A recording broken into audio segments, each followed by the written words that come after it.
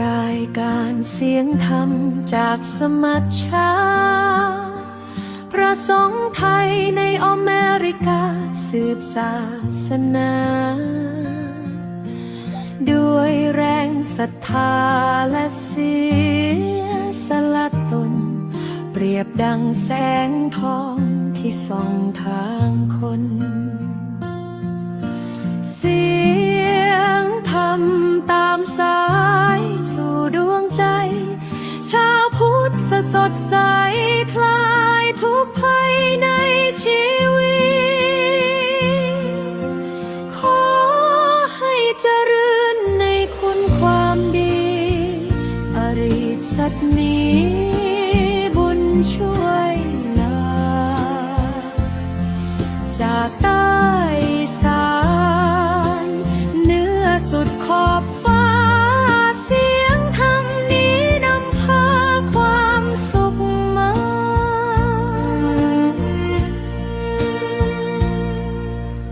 ดังลมพัดพากลิ่นหอมจากบุพภาส่งธรรมส่องแสงดังจันทภาใจคนรับรู้ดังน้ำเย็นหลั่งไหล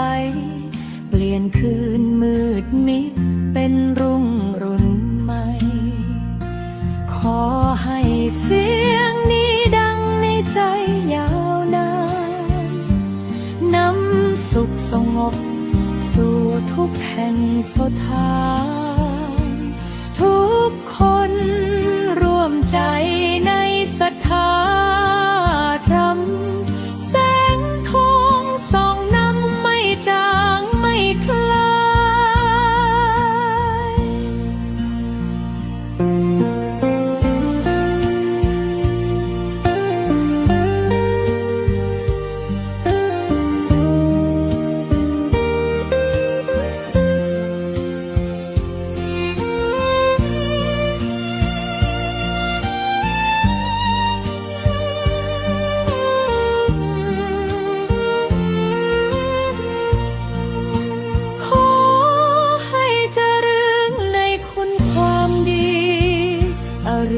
สักนี้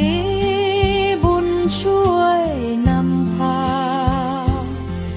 จากใต้อีสานเหนือสุดขอบฟ้าเสียงธรรมนี้นำพา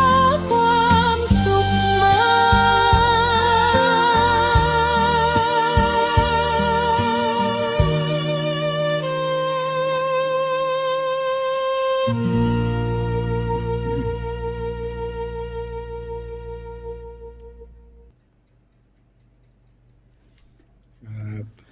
นมัตถุรัตนตยัสสะขอถวายความนอบน้อมแด่พระรัตนตรัยกราบถวายความเคารพพระมหาเถระพระเถรานุเถระกราบถวายความเคารพขอโอกาสหลวงพ่อเจ้าคุณพระเทพวชิรวิเทศประธานสมัชชาทรงไทยในสหรัฐอเมริกาวัดพุทธานุสรณ์ถวายความเคารพและขอโอกาสหลวงพ่อเจ้าคุณพระวิเทศสิทธิธรรมพรรองประธานสมัชชาทรงไทยในสหรัฐอเมริกาเจ้าอาวาสวัดอตัมมยตารามรัฐวอชิงตันสหรัฐอเมริกาผู้เป็นประธานในห้องประชุมสนทนาธรรมเสียงธรรมจากสมัชชาทรงไทยในสหรัฐอเมริกาด้วยความเคารพครับถวายความเคารพครูบาอาจารย์ทุกรูปและขอโอกาสครับเจริญสุขเจริญพรญาติโยมผู้ชมผู้ฟังนะทุกท่านขณะนี้ท่านกำลังรับชมและรับฟังรายการสนทนาธรรมออนไลน์เสียงธรรมจากสมัชชาทรงไทยในสหรัฐอเมริกาโดยพระธรรมทูตต่างประเทศนะทั่วโลกนะร่วมกันสนทนาธรรมรวมกับสถานีวิทยุกระจายเสียงเพื่อการเผยแผ่พระพุทธศาสนา FM 101 เมกะเฮิรตซ์วัดท่าประหยัดจากอำเภออู่ทองจังหวัดสุพรรณบุรีเป็นแม่ข่ายในการเชื่อมโยงสัญญาณไปยังสถานีวิทยุกระจายเสียงในการเผยแผ่พระพุทธศาสนาหลายคลื่นความถี่ด้วยกัน กระผมอัตมาภาพพระสรายุทธสิริสาโรผู้อำนวยการสถานี วัดท่าพญาจักรอำเภออูทองจังหวัดสุพรรณบุรีค่ำคืนวันนี้ได้รับความเมตตาจากครูบาอาจารย์พระธรรมทูตให้เป็นผู้ดำเนินรายการพบกับรายการเสี่ยงธรรมจากสมัชชาส่งไทยในสหรัฐอเมริกาได้เป็นประจำทุกวันอังคารและวันพุธเวลาที่ประเทศไทยเริ่ม 20 นาฬิกาหรือว่า 1 ทุ่มถึง 21 นาฬิกา 30 นาทีเวลาที่ประเทศสหรัฐอเมริกาเช้าตรู่ที่รัฐแคลิฟอร์เนีย 5 นาฬิกาและภาคตะวันออกสหรัฐอเมริการัฐวอชิงตัน8 นาฬิกาที่ประเทศอังกฤษบ่าย 1 โมงยุโรปบ่าย 2 โมงแล้วก็เวลาก็อาจจะเลื่อมล้ำกันไปบ้างแต่ละภูมิภาคค่ำคืนวันนี้มาพบกันอีกเช่นเคยหัวข้อสนทนาธรรมในหัวข้อว่าวันสำคัญพระพุทธศาสนาควรให้ค่าให้ความสำคัญเพราะว่าอีกไม่กี่วันก็จะถึงวันมาฆบูชาเจริญพรต้อนรับญาติโยมเข้าสู่รายการเรียกว่ารอบนี้เป็นรอบในถ่ายทอดสดรอบแรกก็แล้วกันเจริญพรทักทายเพื่อให้รู้ว่าเป็นการจัดรายการดำเนินรายการสดจริงๆนี่โยมก๊อฟซีแอตเทิลโยมสรยานี่ญาติโยมขออนุโมทนาเป็นผู้ที่ประพันธ์บทเพลงประจำรายการเสียงธรรมจากสมัชชาส่งไทยในสหรัฐอเมริกาขออนุโมทนาที่ได้ร่วมงานเผยแผ่พระพุทธศาสนาโยมเป็นลูกศิษย์ของหลวงพ่อเจ้าคุณฤทธิ์นี่ทักทายบ้านนาชาแนล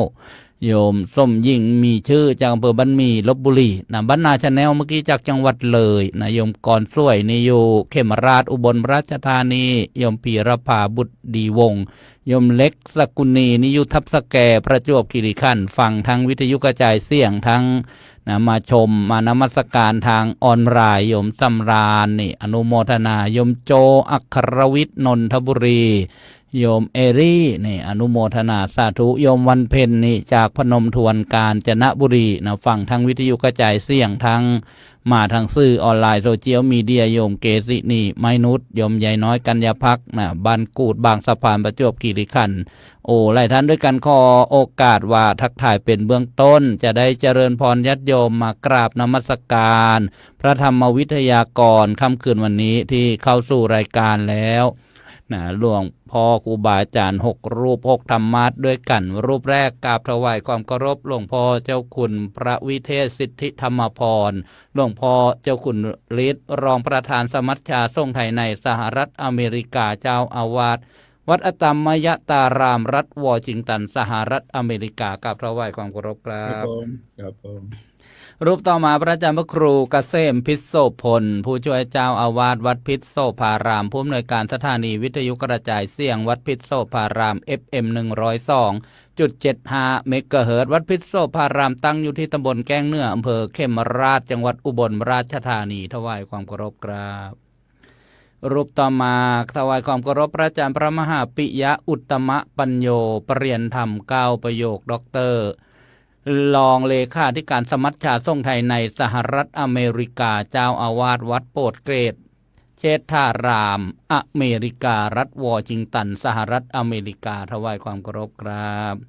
ด้านล่างข้างกระผมอัตมาภาพพระอาจารย์พระครูวินัยธรบุญยกรปิยะสีโลรองเจ้าอาวาสวัดไทยธรรมจาริกสังฆวิหารรัฐแคลิฟอร์เนียสหรัฐอเมริกาถวายความเคารพครับ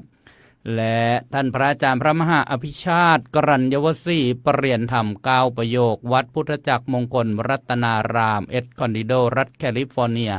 สหรัฐอเมริกาถวายความเคารพครับกับข้อความเมตตาหลวงพ่อเจ้าคุณฤทธิ์หลวงพ่อเจ้าคุณพระวิเทศสิทธิธรรมพรได้เปิดการสนทนาค่ำคืนวันนี้ด้วยความเคารพครับขอถวายความเคารพพระเดชพระคุณพระเทพวชิรวิเทศประธานสมัชชาสงฆ์ไทยในสหรัฐอเมริกาวัดพุทธานุสรณ์พระเถรานุเถระเพื่อนพระธรรมทูตทั่วโลกและพระวิทยากรทุกรูปครับผมญาติโยมพุทธบริษัททั้งหลายวันนี้ได้เห็นหัวข้อแล้วมันความคิดมันเกิดขึ้นมาเยอะเลยนะความคิดส่วนหนึ่งมันก็ค่อนข้างจะก็บอกว่าเดี๋ยวคุณพูดมากเดี๋ยวก็ไปการเมืองอีกเนี่ยที่จริง รายการเราไม่มีการเมืองเข้ามาเกี่ยวข้อง แต่ว่าบางเรื่องมันก็ต้องคุยนะเพราะว่าผมมาเห็นหัวข้อ แล้วผมก็ย้อนนึกถึงไปตามข่าวที่เราได้ดูได้ชมเนี่ยมันน่าสงสาร มันน่าสงสารประเทศน่าสงสารพี่น้องประชาชนที่เขาพลาดโอกาสนะพลาดโอกาสหมดเลยนะเกิดมาแบบได้โอกาสแต่ว่ามาพลาดหมดเลยทั้งที่เรื่องดีๆในพระพุทธศาสนาอย่างเช่นบ้านเราเนี่ยมันเรื่องดีๆแต่เรากลับไม่ได้ส่งเสริมไม่ได้ส่งเสริมเนี่ยมันมีข่าวมาว่าแม้กระทั่งเมื่อก่อนวันพอถึงวันพระวันสำคัญทางศาสนาเราจะไม่มีพวกแอลกอฮอล์อะไรพวกนั้นทราบข่าวว่ามีการยกเลิกมันก็ไม่แน่ใจว่าเป็นยังไงนะมีการยกเลิกในส่วนนี้ผมไม่ชื่นชมผมกลับให้ความชื่นชมกับไปกษัตริย์จิกมี่นะกษัตริย์จิกมี่คือว่าผมไปดูในโครงการก่อสร้างเกเลฟูถ้าใครอยากจะไปเสิร์ชลองไปดูเกเลฟูครับ Mindfulness City เห็นไหม Mindfulness City ในแนวความคิดไอเดียก็คือว่าเขาจะต่อยอดพื้นฐานของผู้คนในประเทศคือผู้คนในประเทศเนี่ยเขาก็อยู่กับพระพุทธศาสนาอยู่แล้วแต่เขาจะทำยังไงให้พระพุทธศาสนาเนี่ยให้มันไปผลกับชีวิตของพี่น้องกับชนในประเทศของบ้านเราบางทีมันก็กลับตรงกันข้ามเลยนะกลับตรงกันข้ามเลยนะคนชาวพุทธเราเนี่ยมันกลับเบี่ยงเบนไปอื่นหมดผมอยากจะประกาศตรงนี้ว่าในรัฐวอชิงตันที่ผมอยู่เนี่ยมีคนมาบ่นกันน่าดูเลยเพราะว่าที่วัดอยู่เนี่ยเลยขึ้นไปก็มีวัดหนึ่งครับหลวงพ่อเกษมวัดใหญ่โตมโหฬารแล้วก็ที่จอดรถมันไม่เคยว่างเลยนะที่จอดรถไม่เคยว่างไม่เคยว่างเลยคือเต็มตลอดเต็มตลอดแล้วก็มีเทคนิควิธีการดีก็คือว่าผู้ใดเข้าไปใช้ชีวิตเอาเงินถุงเงินถังไปปล่อยไปที่นั่นเขาจะมีที่ให้นอนอีกมีห้องนอนมีที่ห้องนอนให้มีอาหารการกินให้บางแห่งมันเป็นอย่างนี้ครับบางแห่งก็คือว่าพอตอนเช้ามีรถบัสเนี่ยไปรับแล้วก็จ่ายตังค์ให้คนละประมาณ25 ดอล20 ดอลคนที่เขามีเวลาเขาก็อยากจะมาได้เงิน20 ดอลแล้วก็ไปเทรดอยู่ในวัดนั้นน่ะไปเทรดอยู่ในวัดนั้นนะแล้วมันก็เพลินไปเลยไปแล้วก็หยิบเริ่มต้นอาจจะไม่ต้องอะไรมากเนี่ยขึ้นมาแล้วเนี่ยแล้วก็พอไปก้าวไปบ่อยๆคนเรามันก็เริ่มติดก้าวไปบ่อยๆคนเริ่มติดทีนี้มัน20 บาทมันไม่พอแล้วมันก็ต้องไปเอามาเพิ่มเติมอะไรเพิ่มเติมมีขายบ้านได้รีโนมก็เรียกว่าไฟแนนซ์ใหม่บ้านได้ก็ทำทุกอย่างนะขายบ้านขายทรัพย์สินขายอะไรทุกอย่างที่เรามีทีนี้มันนอกเหนือไปกว่านั้นครับนอกเหนือไปกว่านั้นนี่คนก็มาบอกให้ฟังว่าสถานที่บริเวณรอบๆนั้นจะมีโจรขโมยเนี่ยมากมีโจรขโมยมากก็คือคนบางครั้งเวลาเขาไปวัดนั้นเขาไปเล่นไปอะไรแล้วทีนี้มันแพ้มันก็ต้องหาวิธีการในการที่จะไปหาเงินวิธีการไหนก็ได้ก็ไปหาเงินมันเป็นการส่งเสริมในลักษณะอย่างนี้แล้วทีนี้มันก็เราลองดูอย่างลาสเวกัสเนี่ยลาสเวกัสใครไปที่นั่นมันก็ต้องเล่นนะแต่ว่าสังคมลาสเวกัสก็น่าสงสารเหมือนกันเพราะฉะนั้นบ้านเราเนี่ยพยายามที่จะเดินตามนะพยายามที่จะเดินตามก็ยังโชคดีว่าชาวพุทธบางทีก็เข้มแข็งขึ้นมาก็แนวคิดบางทีมันก็ต้องหยุดไปบ้างต้องหยุดไปเพราะฉะนั้นเรามีพื้นฐานที่ดีอยู่แล้วในอย่างทำให้คนที่มีสติสัมปชัญญะให้คนได้ทำวัดสวดมนต์ได้เรียนรู้ได้ศึกษาและได้ใช้ชีวิตสงบมีสมาธิอะไรก็เรียกว่ามีจิตใจที่ยั้งคิดในการดำเนินชีวิตเนี่ย เรากลับไม่ได้ส่งเสริมเพราะฉะนั้นเราไปดูรูปแบบของเกเรฟูนะรูปแบบของเกเรฟูของประเทศปูฐานที่เขามีแนวคิดที่จะสร้าง mindfulness city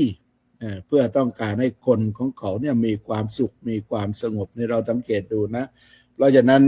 เราก็ส่งเสริมในสิ่งที่ดีๆวันสำคัญทางพระพุทธศาสนามันก็ควรจะให้ความสำคัญด้วยครับผมครับขอบพระคุณครับหลวงพ่อเจ้าคุณฤทธิ์นะหลวงพ่อบอกเสียดายนะแล้วก็สงสารลิโตนคนไทย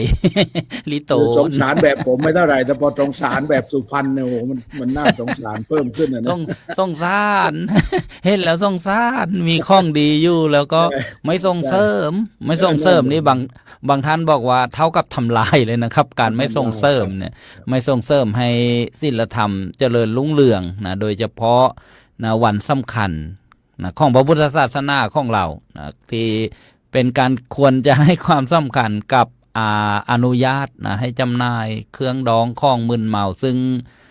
แตกต่างจากสมัยก่อนนะซึ่งหลวงพ่อก็ดูงานต่างประเทศเช่นประเทศภูฏานนะเจ้าชายจิกมี่นี่เป็นประเทศที่จำกัดนะการท่องเที่ยวนะที่ได้ทราบมายังไม่เคยไปแต่ว่านะถ้าปีหนึ่งที่ได้ทราบตามสื่อก็จะจำกัดไม่ให้เกินเท่านี้นะกลัวจะไปใช้ทรัพยากรในประเทศของเขานะแล้วก็นะวกกลับมานะซึ่งโครงการดีๆหรือสิ่งที่หลวงพ่อได้ไปดูไปเห็นนะบางเมืองนะที่เมืองเจริญเช่นสหรัฐอเมริกาลาสเวกัสนะมีแหล่งสถานบันเทิงอะไรต่างๆนะก็ต่างกันก็ย้อนกลับมานะสู่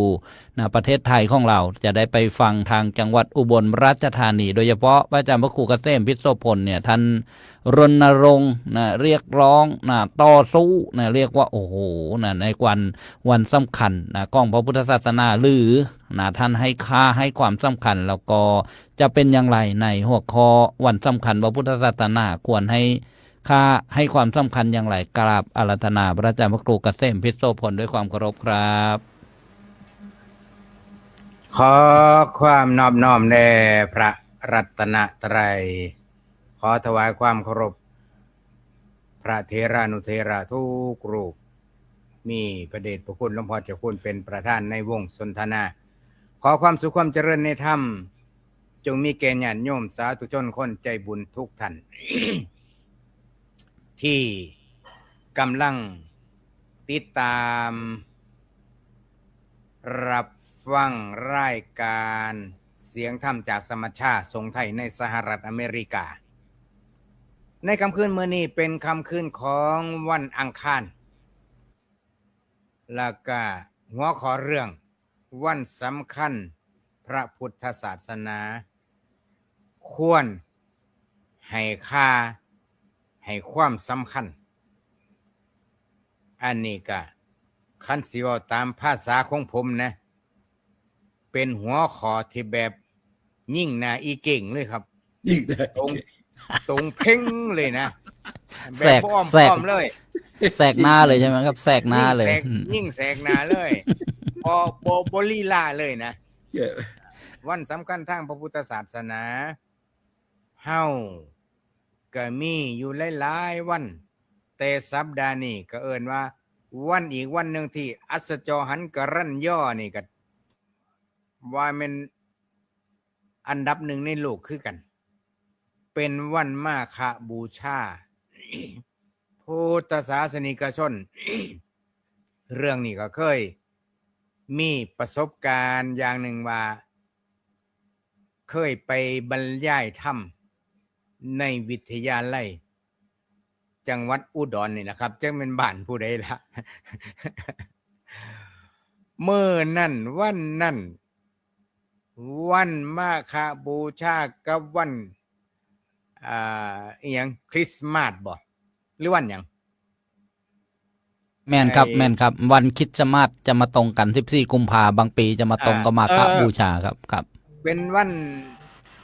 14กุมภาพันธ์นี่ละวาเลนไทน์วันวาเลนไทน์ขออภัยวาเลนไทน์วันในความรักวันวาเลนไทน์กับวันมาฆมื้อเดียวกันครับคิดมาเป็นรับนิมนต์แล้วให้ ว่าสิไปบรรยายธรรมเพื่อนท่านมิกกับว่าล่าสิกขาแบบฉับพลันทันด่วนนิมนต์ให้ผมไปบรรยายแทนเอาแล้ววะว่าเมืองอุดรกับบ้านเฮาแล้วว่าติดกันกับเมืองอุบลแล้วว่าหมู่ก็จองตั๋วเครื่องบินให้ไปลงเครื่องบินแล้วก็นั่งรถตู้สนามบินเข้าวิทยาลัยเลย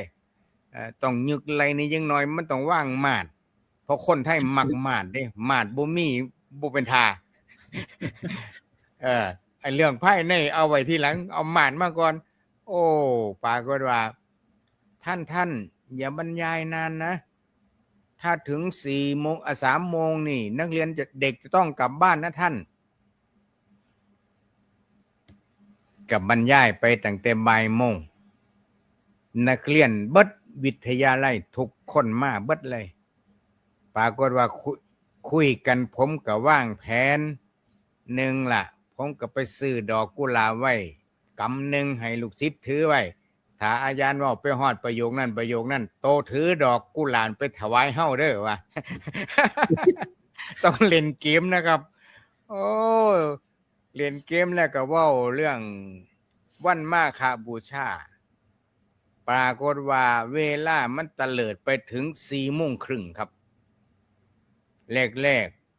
ครูแต่ละท่านนี่ไปนั่งคุมถ่ายนักเรียนบัดเทื่อช่วงท้ายๆมาครูมันนั่งหน้าแถวมัด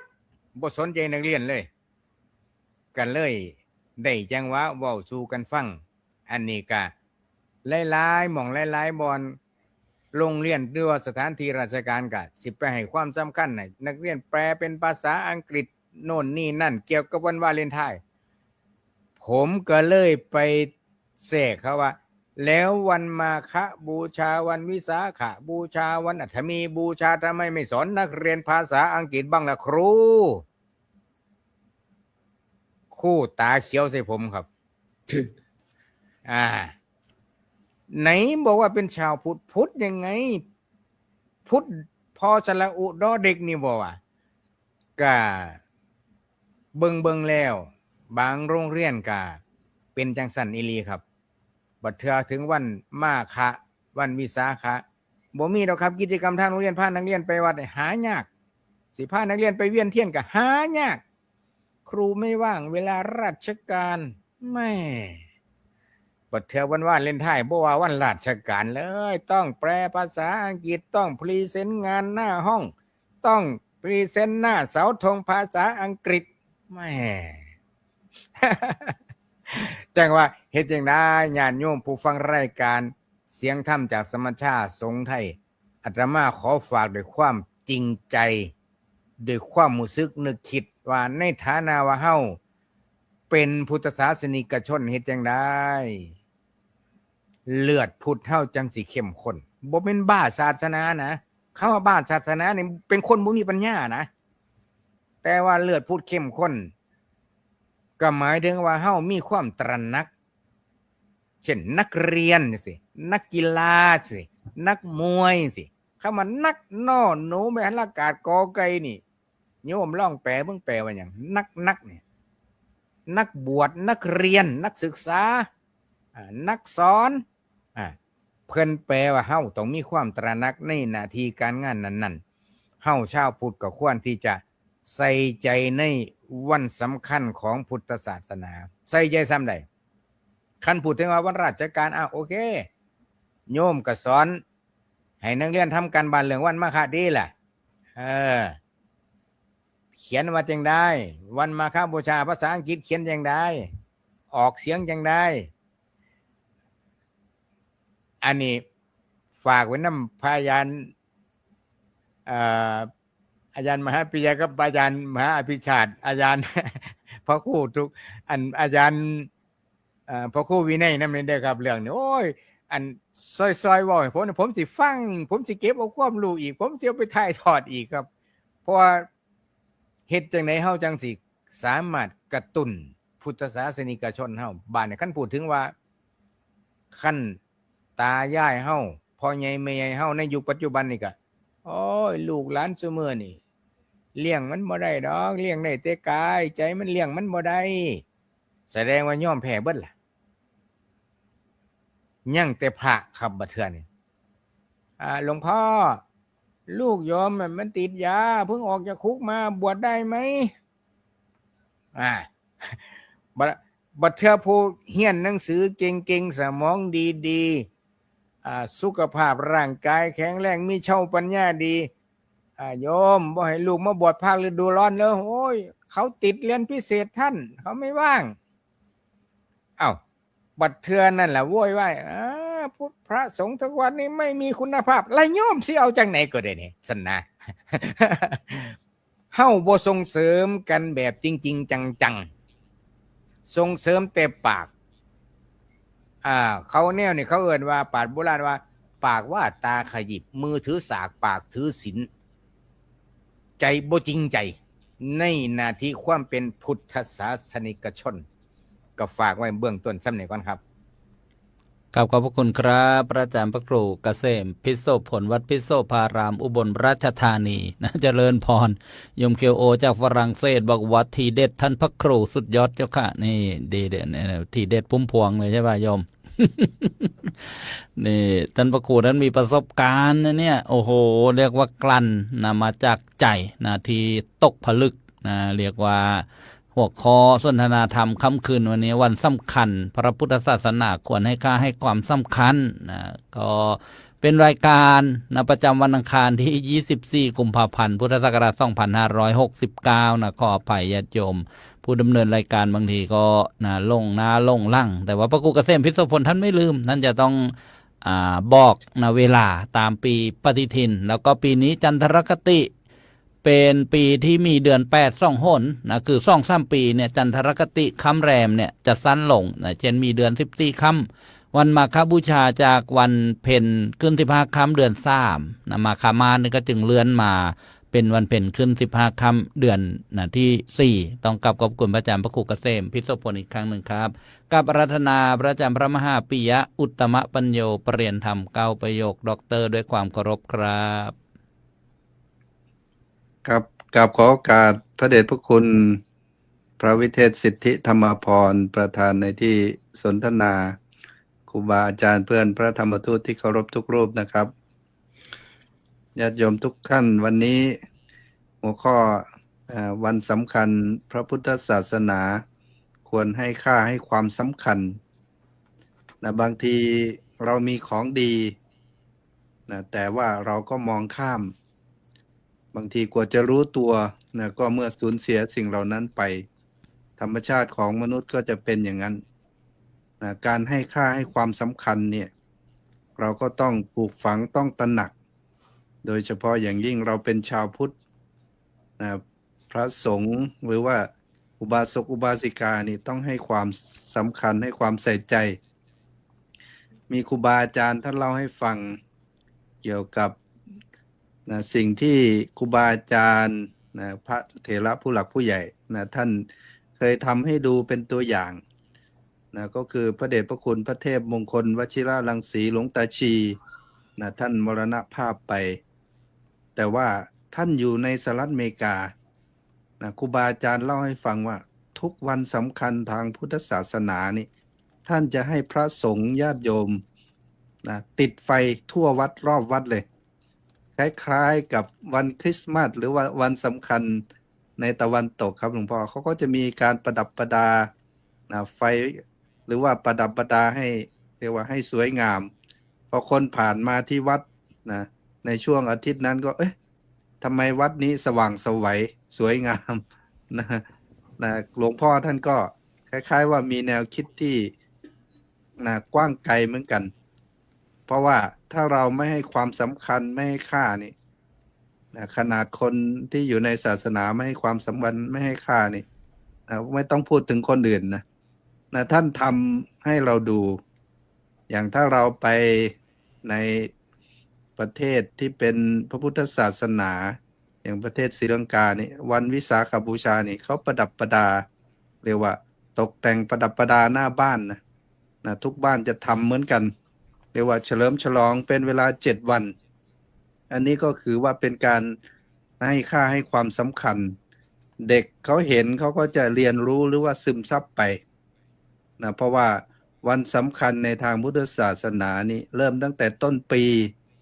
นะถ้าเราไม่ใช่ชาวพุทธนะที่แท้จริงเนี่ยบางทีเราก็ไล่ไม่ถูกนะตั้งแต่ต้นปีไปยันกระทั่งท้ายปีเนี่ยจริงๆวันทุกวันก็เป็นวันที่สำคัญในมุมมองของพระพุทธเจ้านะแต่ว่าวันที่สำคัญเกี่ยวกับพุทธศาสนา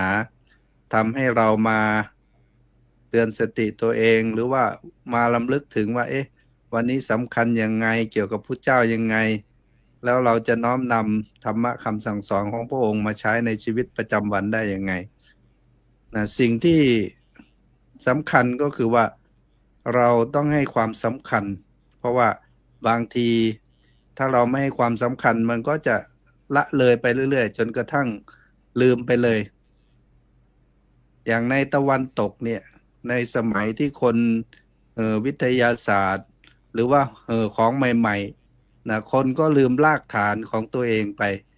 นะจนกระทั่งทุกวันนี้นะทุกคนก็แสวงหาเรียกว่าคุณค่าหรือว่าความสำคัญของชีวิตเรียกว่าพอไปจนสุดโต่งแล้วก็วนกลับมาที่เดิมครับนะก็คือรากเหง้ารากฐานนี่ถือว่าเป็นสิ่งสำคัญนะคนทุกวันนี้ในประเทศที่เจริญแล้วเขาก็วนกลับมาที่รากเหง้ารากฐานของตัวเองนะก็คือ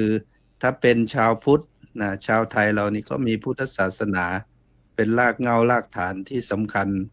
เราก็ต้องให้ค่าให้ความสำคัญโดยเฉพาะอย่างยิ่งก็คือว่าเราจะปลูกฝังยังไงครับปลูกฝังคำว่าปลูกฝังนี่นะเป็นเรื่องที่สำคัญนะก็คือปลูกเหมือนกับปลูกต้นไม้นะปลูกลงไปฝังลงไปที่ดินแต่ว่าวันสำคัญนี่เราปลูกฝังลงไปในจิตวิญญาณหรือว่าในจิตใจของลูกหลานของเราพอปลูกฝังแล้วก็ต้องดูแลส่งเสริมแล้วก็รักษาเหมือนกับเราปลูกต้นไม้นะครับก็ปลูกฝังทุกวันอย่างวันมาฆบูชามาถึงสมัยก่อนอยู่กับคุณตาคุณยายนี่วันพระนี่คุณตาคุณยายนี่ก็จะกุลีกุจอนะเราจำได้ต้องไปวัดแล้วอย่างยายนี่ต้องไปจำศีลอย่างตาหาอาหารมาได้นี่หาไม่ว่าปลาหรือว่าผักหรือว่าอะไรมายายก็ต้องเรียกว่าแบ่งไว้ส่วนหนึ่งถวายพระก่อนแล้วก็ที่เหลือก็เอาไว้กินในครอบครัวอันนี้ก็ถือว่าเป็นการปลูกฝังโดยที่เราไม่รู้ตัวถ้าเราไม่สนใจเรื่องพวกนี้วัฒนธรรมเรียกว่าประเพณีวัฒนธรรมของเราก็จะเลือนลางไปเรื่อยๆเอาไปเอามาก็เลยไม่รู้เลยว่าความเป็นคนไทยความเป็นชาวพุทธของเราอยู่ที่ไหนในสมัยที่ท่านดาไลลามะท่านมาประชุมที่ UN นะครับพอถึงเวลาสวดมนต์ท่านนั่งลงแล้วก็สวดมนต์เลยคนก็แปลกพระองค์นี้ทำอะไรท่านก็สวดมนต์ของท่านจนสุดท้ายเขาต้องหยุดประชุมให้ท่านสวดมนต์ให้เสร็จก่อนบางคนอาจจะอายว่าเรามีวัฒนธรรมประเพณีอย่างนี้มาอยู่ในต่างประเทศหรือว่าอยู่ในประเทศที่พัฒนาแล้วเขาจะดูถูกดูหมิ่นเราหรือเปล่าจริงๆแล้วสิ่งที่ดีที่ไม่ทำร้ายไม่ทำลายคนอื่นนี่ถือว่าเป็นวัฒนธรรมที่ดีอันนี้เราควรให้ความสำคัญแล้วก็ให้ความใส่ใจแล้วก็ปลูกฝังให้กับลูกหลานของเราเพราะไม่งั้นมันก็จะสูญหายไปจากชาติของเราจากศาสนาของเราฝากไว้ในเบื้องต้นแค่นี้ก่อนครับผมกราบขอบพระคุณครับพระอาจารย์พระมหาปิยะแม่มีฝากไว้ในเบื้องต้นมองว่านึกว่ามีปลูกฝังแล้วอีกหน่อยไม่ปลูกเองก็ฝากฝังอีก ฝากคนอื่นฝังอีก ไม่ทันอะไรแล้วสั่งเสียเลยฝังก็ไม่ทันปลูกก็ไม่ทันต้องให้ค่าให้ความสำคัญ นะญาติโยมอนุโมทนาญาติโยมทุกท่านเข้ามาแล้วก็ไปชวนเพื่อนมาชมด้วยนะญาติโยมด้วยการแชร์ด้วยการแสดงความคิดเห็นก็ดีท่านบอกว่าระบบ AI นี่จะได้ช่วยกระตุ้นให้คนอื่นได้เข้ามาดูเข้ามาชมรายการเสี่ยงธรรมจากสมัชชาส่งไทยในสหรัฐอเมริกาเป็นประจำทุกวันอังคารแล้วก็วันพุธต้องกราบขอบพระคุณพระอาจารย์พระมหาปิยะอุตตมปัญโยเปลี่ยนธรรมเก้าประโยคดรอีกครั้งหนึ่งครับการปรารถนาครับพระอาจารย์พระครูวินัยธรบุญยกรปิยะสี่โลตามลำดับภาพเลยครับกับขอโอกาสถวายความเคารพ ครูบาอาจารย์พระเดชพระคุณพระพุทธสิทธิธรรมพรครูอาจารย์ผู้ร่วมสนทนาธรรมทุกรูปนะครับ แล้วก็เจริญพรพี่น้องศรัทธาสาธุชนทั้งหลายที่รับฟังในขณะนี้และก็ย้อนหลังก็ตามรายการเสียงธรรมจากสมัชชาสงฆ์ไทยแน่นอนว่านำเอาสาระเอาข่าวสารเอาเรื่องราวดีๆมาฝากท่านทั้งหลายเป็นประจำทุกวันอังคารกับวันพุธเนาะวันนี้ในหัวข้อวันสำคัญพระพุทธศาสนาควรให้ค่าให้ความสำคัญฟังจากครูบาอาจารย์หลายท่านแล้วผมก็มีมุมมองที่คล้ายคลึงกับครูบาอาจารย์ส่วนหนึ่งครับแต่ส่วนที่จะเสริมเติมแต่งช่วยครูบาอาจารย์ก็คือว่าถ้าท่านใดได้เรียนในหลักสูตรศาสนพิธีในพระพุทธศาสนาเนี่ยเราจะเห็นว่าวันสำคัญเนี่ยมันมีหลายประเภทเนาะเช่นวันสำคัญทางพระพุทธศาสนาซึ่งเราก็ทราบว่าวันมาฆบูชาเป็นต้นซึ่งจะถึงอีกไม่กี่วันข้างหน้าเนี่ยบางท่านก็ถือว่าเป็นวันแห่งความรักในทางพระพุทธศาสนานี่ก็ต้องเตรียมตัวละเราจะให้คุณค่าเราจะให้ความสำคัญอย่างไรก็ต้องพิจารณากันละนะวันที่สองวันสำคัญของชาติแน่นอนว่าอาจจะเป็นวันเกี่ยวเนื่องกับรัฐบาลเกี่ยวเนื่องกับสถาบันพระมหากษัตริย์เป็นต้นเนี่ยวันสำคัญของชาติเราจะจัดกิจกรรมนั้นอย่างไรจะให้ความสำคัญนั้นอย่างไรนะวันสำคัญประเภทที่3วันสำคัญที่เกี่ยวเนื่องกับชีวิตนะกับวิถีชีวิตของเราตั้งแต่เกิดจนกระทั่งตาย เช่นวันเกิดวันบวชนะวันทำบุญครบอายุวันทำบุญทักษิณานุปทานอุทิศแก่ผู้ล่วงลับอย่างนี้เป็นต้นนะเนี่ยวันเหล่านี้มันจะมีคุณค่าและมีความสำคัญอยู่ในตัวถามต่อว่าทำไมถึงให้ควรที่จะให้ค่าควรที่จะให้ความสำคัญเพราะว่าวันเหล่านี้มันเกี่ยวข้องกับชีวิตมันเกี่ยวข้องกับจิตใจเราจึงให้คุณค่าเราจึงให้ความสำคัญนะมันเกี่ยวข้องกับชีวิตมันเกี่ยวข้องกับจิตใจผมยกตัวอย่างเช่นที่บ้านผมนะพระอาจารย์เมื่อก่อนเนี่ยในสมัยอดีตอย่างที่อาจารย์ปิยะว่าในสมัยอดีตบรรพบุรุษของเราปู่ย่าตายายจะให้ความสำคัญกับวันพระมากนะครับผมเนี่ยไปกับยายไปกับแม่ถึงวันพระปั๊บพ่อกับแม่ก็จะยายก็จะพาไปวัดผมก็ไม่รู้เรื่องหรอกแต่ก็ไปตามท่านไปเตรียมปิ่นโตเตรียมห่อข้าวเตรียมอาหารที่จะไปทำบุญในวันพระแล้วเขาจะเรียกวันพระว่าวันคลัมภาษาพื้นบ้านเขาจะเรียกว่าวันคลัมผมก็ยังงงอยู่ตั้งนานว่าวันคลัมเนี่ยมันคืออะไรมันทำไมถึงเรียกว่าวันคลัมผู้ใหญ่ผู้เฒ่าผู้แก่เขาก็จะอธิบายวันคลัมคือวันที่ทุกคนจะหยุดทำงานหนักหยุดงานไปไร่ไปนาไม่เอาเครื่องจักรลงบ้านไม่ไปตัดต้นไม้ใบเขียวลากของเขียวเข้าบ้านไม่ส่งเสียงดังอย่างนี้เป็นต้นนะครับวันคลัมโดยเฉพาะวงไฮโลวงการพนันวงเหล้าวงยาเนี่ยต้องเว้นเลยครับเพราะว่าส่งเสียงดังทำสิ่งที่ไม่เป็นมงคลเกิดขึ้นในบ้านหรือนำสิ่งที่ไม่เป็นมงคลเข้าบ้านการไล่งานนางานหนักทางบ้านทางเรือนเนี่ยยกเว้นเลยในวันคลัมแล้วมันก็หายไปช่วงหนึ่งครับเพราะว่าอะไรเพราะว่าผู้นำไม่ส่งเสริมเพราะว่าผู้เฒ่าผู้แก่ไม่ได้ให้ความสำคัญไม่ได้กล่าวถึงไม่ได้สั่งสอนไม่ได้ปลูกฝังให้กับลูกหลานจนกระทั่งเลือนไปเลยนานมากเป็นหลายปีพอเลือนไปสักพักหนึ่งเกิดอะไรขึ้นครับเด็กๆคนรุ่นใหม่ไม่รู้จักแล้วว่าวันคลัมคืออะไรก่อนเนี้ยก็ปัญหาที่เกิดขึ้นเมื่อไม่ส่งเสริมไม่กล่าวถึงไม่อบรมสั่งสอนก็จะไม่รู้วันพระวันศีลวันสำคัญละจะไม่คุณค่าไม่ความสำคัญแล้วก็ไปหลงอบายมุขอีกที่อาจารย์เจ้าคุณท่านว่าแม่เล่าเนี่ยวงเล่านี่แบบวงดนตรีนี่เกิดขึ้นทั่วหมู่บ้านเลยนะนั้นก็เกิดแข่งกันครับแข่งเครื่องคาราโอเกะแข่งเรื่องสเตอริโอแข่งเรื่องเสียงกันว่าใครดังกว่าใครปัญหาในชุมชนมันก็เกิดขึ้นครับทะเลาะเบาะแว้งยาเสพติดลักขโมยปัญหาหย่าร้างลูกผัวตัวเมียโอ้สารพัดวุ่นวายเกิดขึ้นในหมู่บ้านมากมายตอนเนี้ยผู้นำชุมชนคนใหม่ๆเนี่ยเขาก็เริ่มมาศึกษาแล้วทำไมถึงเรียกว่าวันคลัมวันพระทำไมต้องคลัมที่มันคลัมเพราะมันต้องเกี่ยวข้องกับชีวิตมันต้องเกี่ยวข้องกับจิตใจก็เลยส่งเสริมให้มีวันคลัมขึ้นมาใหม่ ส่งเสริมให้มีวันพระขึ้นมาใหม่วันพระให้ทำยังไงถึงเวลาวันพระปั๊บพี่น้องศรัทธาประชาชนตั้งหลายเนอะวันพรุ่งนี้เป็นวันพระเนอะนะ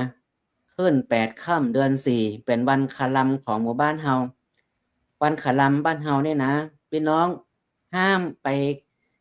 ตัดต้นไม้ใบหญ้าของเขียวไปดีส่งเสียงดังเนอะปากันไปวัดไปวาเนอะอยู่กับเหย้าเฝ้ากับเรือนดูแลความสะอาดบ้านเรือนอยู่กับครอบครัวนะงดส่งเสียงดังงดตัดต้นไม้ใบเขียวงดทำของนักงดไปให้ไปนาปากันไปวัดไปวาอีนะผู้ใหญ่บ้านเพิ่นก็จะประกาศทุกวันนี้นะนี่ก็คือเป็นวิธีหนึ่งที่เกิดขึ้นทหารว่าให้ความสำคัญขึ้นมาประเด็นที่2ที่ผมจะอู้ก็ว่าทำไมเฮาถึงถูกเลือนไปบ่ส่งเสริมไปและหายไปเพราะอย่างอันที่1เป็นเพราะผู้นำเป็นเพราะผู้บริหารไม่ได้รู้ไม่ได้ให้ความสำคัญกับเรื่องนี้แต่ไปให้ความสำคัญกับเรื่องอื่นที่คิดว่าจะสำคัญกว่านี่คือตัวที่1ตัวที่2ข้อจำกัดทางด้านงบประมาณบ้างเวลาบ้างสถานที่บ้างอันนี้ก็มีส่วนที่ไม่ได้เกิดความส่งเสริมไม่มีงบประมาณมาส่งเสริมไม่ได้มีเวลาที่จะมาส่งเสริมแต่ว่างานกิจกรรมอย่างอื่นมันมีเยอะแยะมากมายก็เลยหลงลืมเลือนไปบ้างประเด็นข้อที่3อันนี้สำคัญครับบุคลากรผู้เป็นพระเราเนี่ยนะครับบางทีพระเราก็ไม่ได้สั่งสอนถึงเวลาปั๊บก็จัดกิจกรรมในทางพระพุทธศาสนาเพียงแค่ศาสนพิธีเพียงแค่พิธีกรรมเฉยๆแต่ไม่ได้บอกว่าวันนั้นสำคัญอย่างไรวันนั้นมีสาระอะไรที่เกี่ยวข้องกับชีวิตที่เกี่ยวข้องกับจิตใจบ้างแล้วการออกแบบกิจกรรมอย่างนั้นออกแบบกิจกรรมอย่างไรที่จะให้เชิงความรู้ด้วยเชิงความคิดด้วยไม่ได้ให้แค่เป็นแค่พิธีกรรมที่ผ่านไปไม่ได้มุ่งเพื่อที่จะหาปัจจัยเป็นเชิงพาณิชย์จนเกินไปนักอย่างนี้เป็นต้นก็กลายเป็นพุทธพาณิชย์ไปแต่ว่าเป็นการส่งเสริมกิจกรรมควรจะเป็นในเชิงของจิตใจเกี่ยวข้องกับชีวิตให้ความสำคัญมากกว่าอันนี้ก็เป็นส่วนหนึ่งเพราะฉะนั้นเมื่อกี้อาจารย์ปิยะบอกว่ามีการประดับไฟนะการประดับบ้านการจัดกิจกรรมต่างๆการปลูกฝังการเป็นแบบอย่างเป็นต้นแต่สิ่งหนึ่งครับที่ควรจะให้ความสำคัญก็คือว่าบางวัดครับเขาจะให้จัดกิจกรรมในวันสำคัญนั้นตรงวันครับจัดให้ตรงวันผมไปบางวัดเนี่ยบอกหลวงพ่อส่งเสริมให้จัดตรงวันทำไมต้องตรงวันตรงวันเพราะว่ามันเป็นสัญลักษณ์ตรงวันเพื่อให้รู้ว่าวันนี้วันสำคัญอย่างเช่นวันมาฆบูชาวันที่3 มีนาที่จะถึงเอาตรงวันเลยแม้ว่ามันจะเป็นวันจันทร์อังคารพุธก็ตามแต่ก็ให้รู้ว่านี่คือวันมาฆตรงกับวันเพ็ญขึ้น15 ค่ำอย่างเงี้ยเป็นต้นเอาให้ตรงวันไปเลยหรือวันพระก็จัดให้ตรงวันพระไปเลยแต่บางอเมริกาเราก็อาจจะมีข้อจำกัดว่ามันจะต้องตรงกับเสาร์อาทิตย์เพราะตอนยงว่างแต่ว่าตรงวันก็อาจจะมีการประดับไฟอาจจะมีการกิจกรรมอื่นๆอาจจะมีการชวนปฏิบัติธรรมหรืออาจจะมีการสวดมนต์ประจำพิเศษอาจจะมีทำกิจกรรมอะไรขึ้นมาเห็นว่านี่คือวันสำคัญเราจึงให้ค่าและให้ความสำคัญว่าเป็นวันสำคัญทางพุทธศาสนาครับขอบพระคุณมากครับผม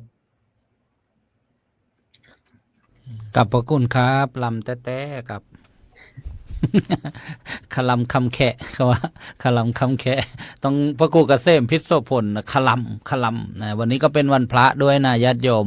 วันพระวันธรรมมัสวนะนะขึ้น8 ค่ำนะเดือน 4แล้วนะก็ใกล้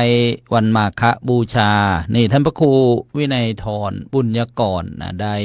เท้าความนะหนหลังนะเราก็สืบเนื่องกับครูบาอาจารย์ที่ได้กล่าวมาว่าวนไปวนมานะเราอย่าลืมนะลากเงาลากฐานของตัวเราเองเช่นทางภาคเหนือเนี่ยนะก็มีอุบายวิธีนะที่จะหยุด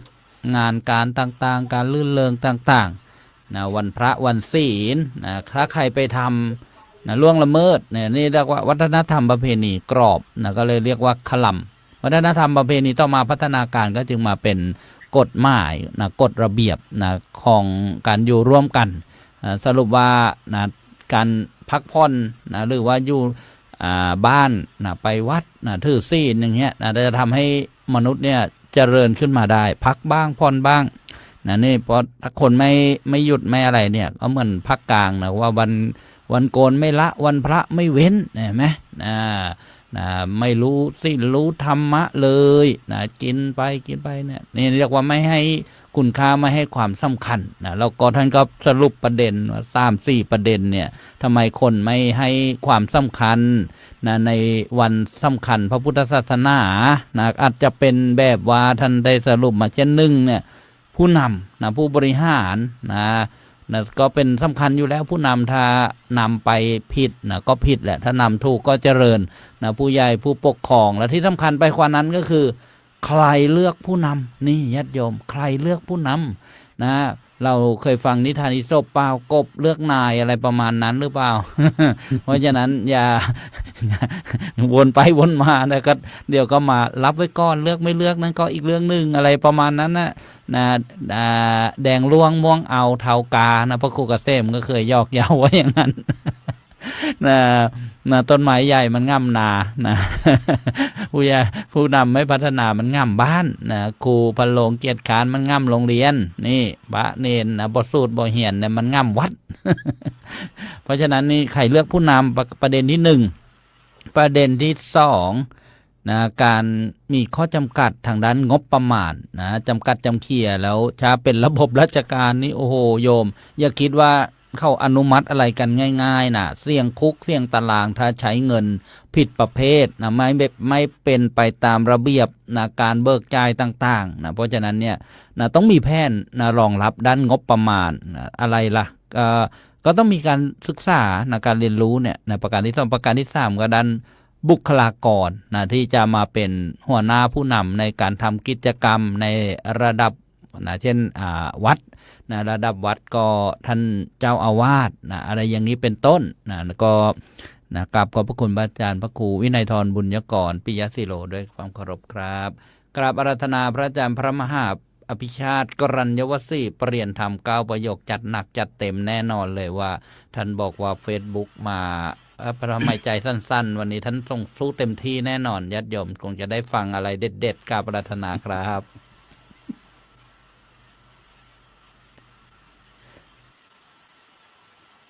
กราบถวายความเคารพพระเถรานุเถระคณะพระวิทยากรซึ่งมีท่านอาจารย์เจ้าคุณพระวิเทศสิทธิธรรม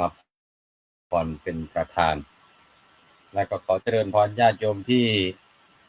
รับชมรับฟังอยู่ทั่วนะสมัยไปสอนเด็กๆนะพอใกล้จะถึงวันสำคัญในทางพุทธศาสนาเราก็ลองเดาลองถามดูแม้แต่คุยกับญาติโยมบนศาลาก็เหมือนกันนะว่าวันนั้นวันอะไรวันนี้วันอะไรนะว่าเดือนนี้มีวันอะไรสำคัญไม่รู้นะแต่ถ้าบอกว่าวันที่14วันอะไร14กุมภาพันธ์วันอะไรวันวาเลนไทน์นะ25ธันวาคมอะไรวันคริสต์มาสก็จะรู้จักกันในขณะเดียวกันก็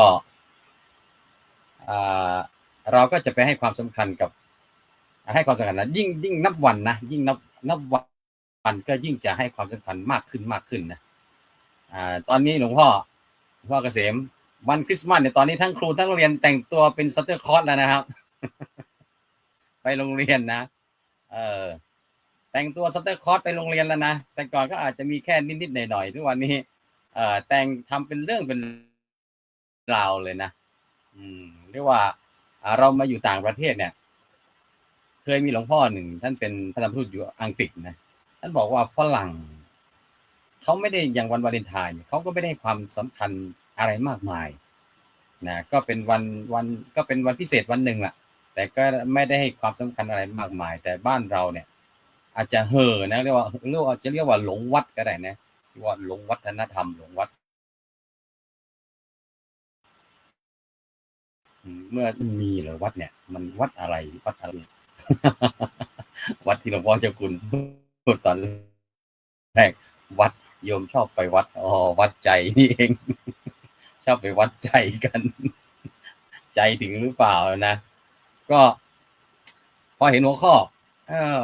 วันสำคัญทางพระพุทธศาสนาควรให้ค่าให้ความสำคัญอย่างไร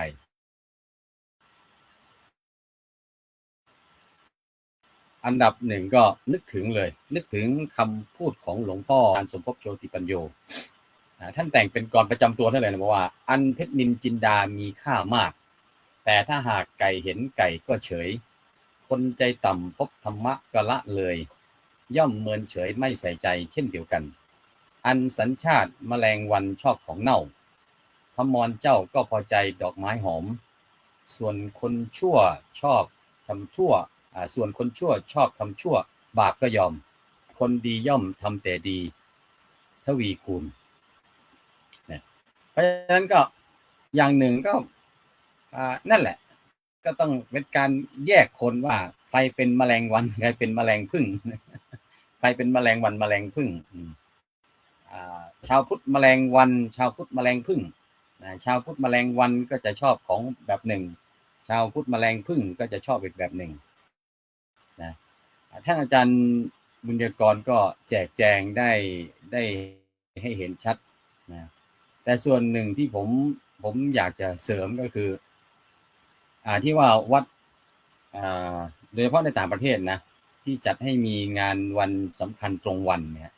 อย่างที่วัดพุทธจักรนี่ก็จัดวันสำคัญในทางพุทธศาสนาวันละ2 รอบนะฮะวันละ2 รอบก็คือ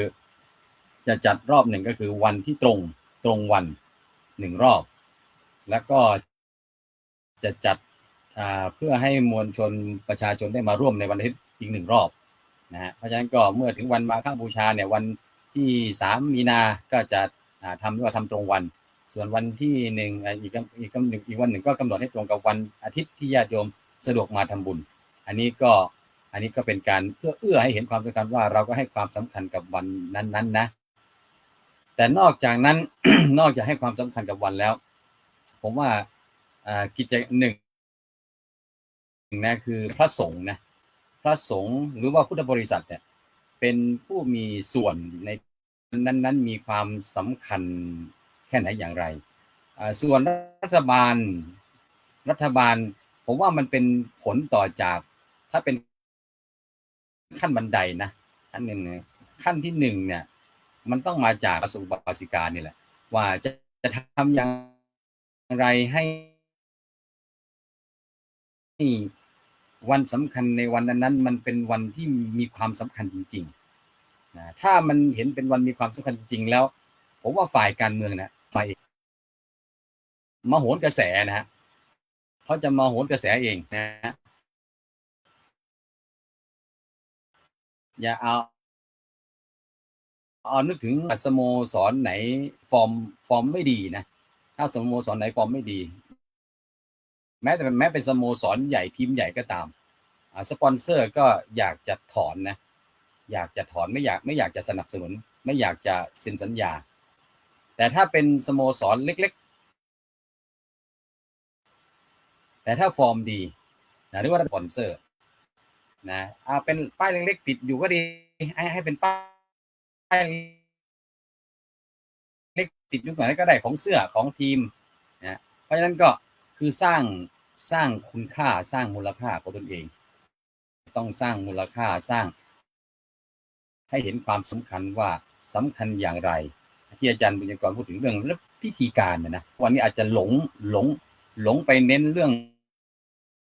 พุทธพาณิชย์เรื่องรายได้นะเรื่องสิ่งที่จะได้จัดแต่ที่ไปแล้วรู้สึกว่าเสียหรือบางทีไม่ได้เต็มใจที่จะเสียแต่ต้องเสียเพราะว่าเข้าไปไม่เสียก็ไม่ได้จะไม่ทำก็ไม่ได้ อันนี้ก็ต้องพระสงฆ์เราต้องมาคิด เพราะฉะนั้นก็ฝาก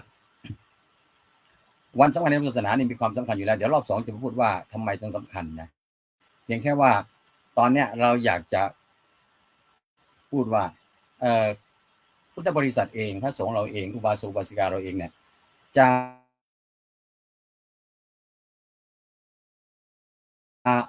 ทำอย่างไรก็พูดนะการอธิบายการสอนนะพระสงฆ์มีหน้าที่การพูดการอธิบายการสอนก่อนญาติโยมมาวัด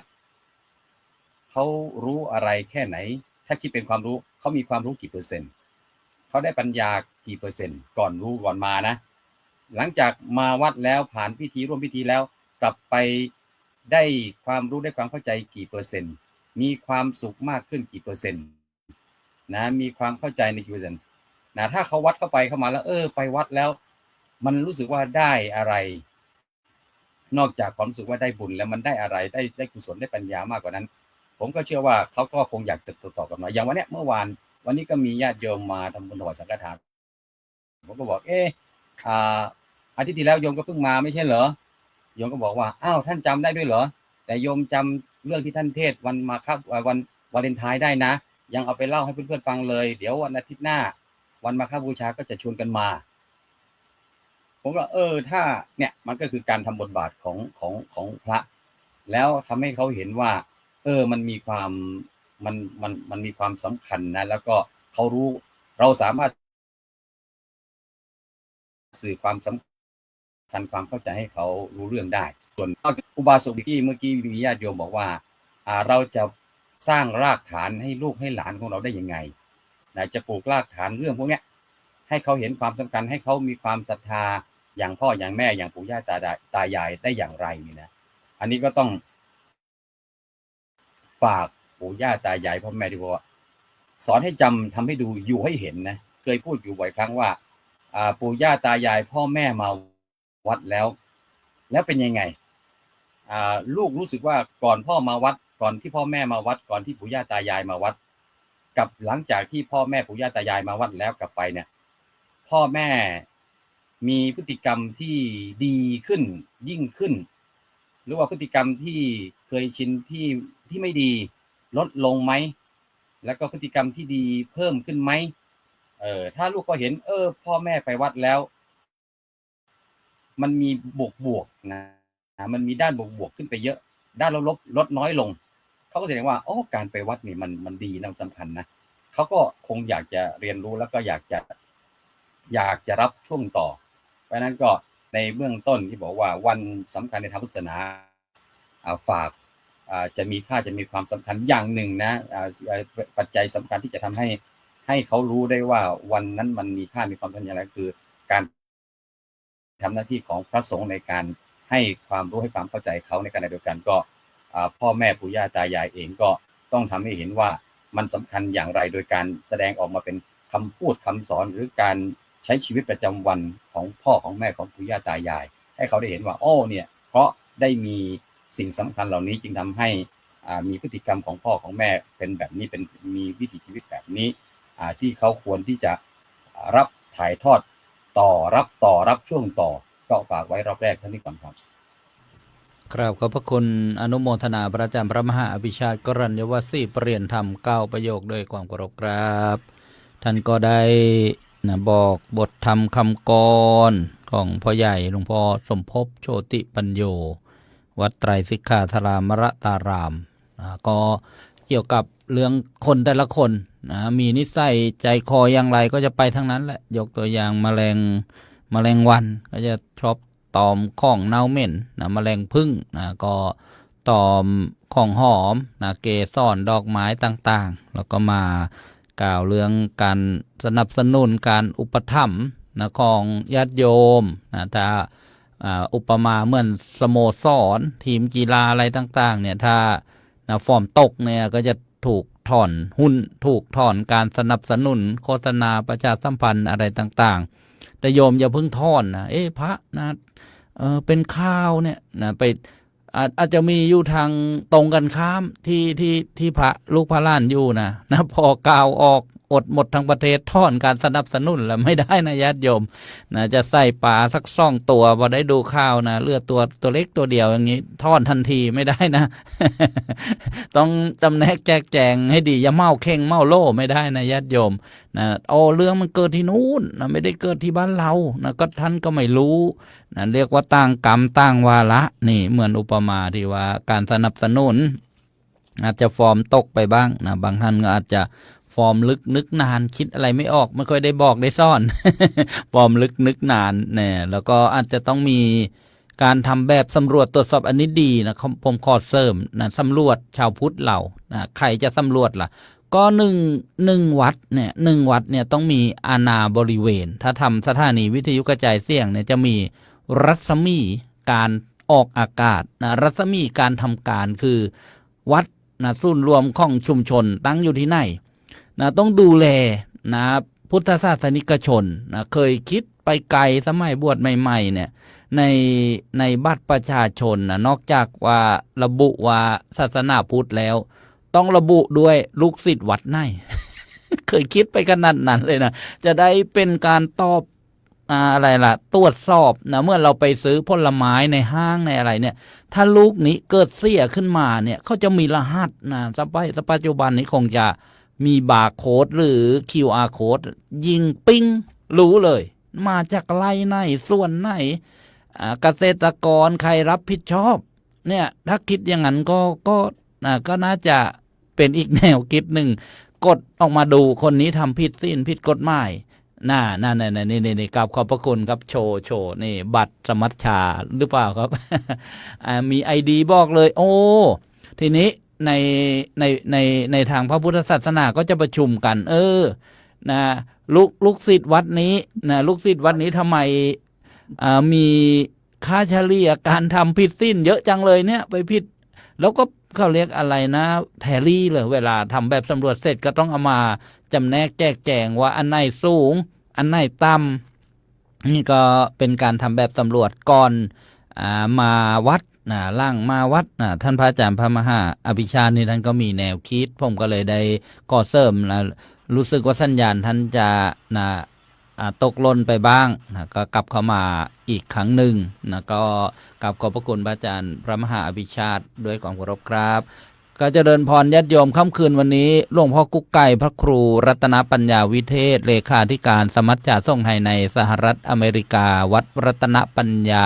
แคลิฟอร์เนียสหรัฐอเมริกาท่านติดศาสนกิจระหว่างเดินทางไปวอชิงตันดีซีก็ทราบว่านั่งเครื่องแล้วก็ท่านพระมหาภูมิธรรมภูมิปาโลท่านก็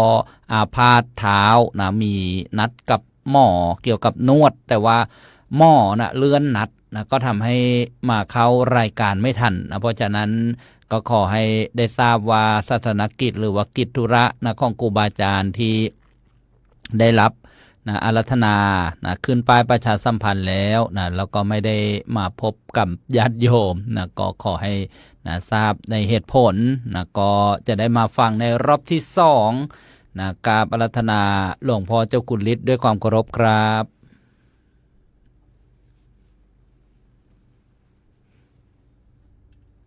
เดี๋ยวทุกคนเปิดไมค์ครับผม ขอโอกาสเปิดครับเปิดแล้วครับคือมันความคิดมันก็เกิดขึ้นมาว่าการที่เราจะปรับปรุงแก้ไขการที่จะพัฒนาให้มันดีขึ้นเนี่ยคือมันต้องมาจากหน่วยเหนืออีกแล้วมันก็ต้องตำหนิจากหน่วยเหนือลงมาอีกเพราะว่าการที่เราก็คุยกันได้นะทุกรูปก็คุยกันได้แนวคิดดีๆมากๆเลยเดี๋ยวนี้ที่เรามาคุยกันเนี่ยดีแต่ว่ามันก็จะมีผลขนาดไหนมันก็ได้แค่นั้นแหละสมัยก่อนที่พระเดชพระคุณหลวงพ่อปัญญานันทะเนี่ยท่านยังอยู่แล้วท่านทำโครงการธรรมทายาทเนี่ยหลวงพ่อเกษมก็เคยเข้าไปร่วมทีนี้ผมก็คิดว่าธรรมทายาทเนี่ยเป็นโครงการที่ดีมากๆเนาะโครงการที่ดีมากๆฝึกพระให้มีความอาถรรพ์มีความเข้มแข็งและมีแนวคิดในการทำงานพระศาสนาเนี่ยผมก็เลยไปปรึกษากับทางท่านเจ้าคุณราชเจ้าวาดวัดชลประทานเจ้าวาดวัดชลประทานแล้วผมก็ไปคุยกับอาจารย์เจ้าคุณธรรมวชิราจารย์นะเป็นผู้ที่กำกับดูแลในอเมริกาเนี่ยผมยังมีแนวคิดอยู่ว่าผมอาจจะใช้ชื่อนี้ในการมาฝึกฝนพระธรรมทูตเราโดยเฉพาะในประเทศสหรัฐอเมริกาเนี่ยก็เดี๋ยวต้องปรึกษากันเลขาก่อนนะว่าเราจะใช้ชื่อเนี้ยธรรมทายาทแต่ว่าอาจจะต้องเป็นการ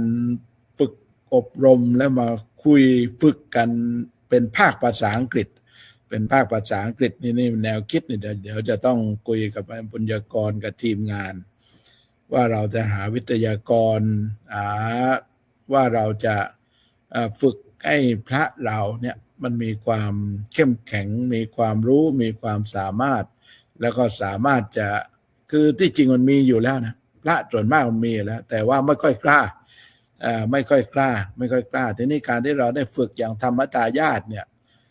มันมีพระที่พอฝึกเสร็จเนี่ยมันโอ้โหมันดิ้นเลยนะที่อยากจะไปทำหน้าที่อยากจะไปทำงานในสมัยก่อนหลวงพ่อเกษมเป็นอย่างนั้นใช่ไหมครับคือเหมือนอย่างเราไปฝึกพูดสมัยก่อนนะไปฝึกพูดแต่วัดโพวัดอรุณไปฝึกพูดนะพอฝึกพูดเสร็จมันมีความรู้สึกว่าอยากจะพูดมันอยากจะไปพูดมันอยากจะไปแสดงออกอยากจะไปแสดงออกเพราะฉะนั้นไอ้โครงการธรรมทายาทเนี่ยมันน่าจะทำแต่ว่าผมก็ได้สรุปมาว่าสมัยก่อนตอนที่หลวงพ่อปัญญาท่านดังๆนะมีพระสงฆ์ก็อยากจะมามีความรู้สึกว่าอยากจะมาร่วมเพราะนั้นเมื่อประกาศรับสมัครคนก็มาพระก็มาสมัครกันเยอะมากจำนวนมากเกิ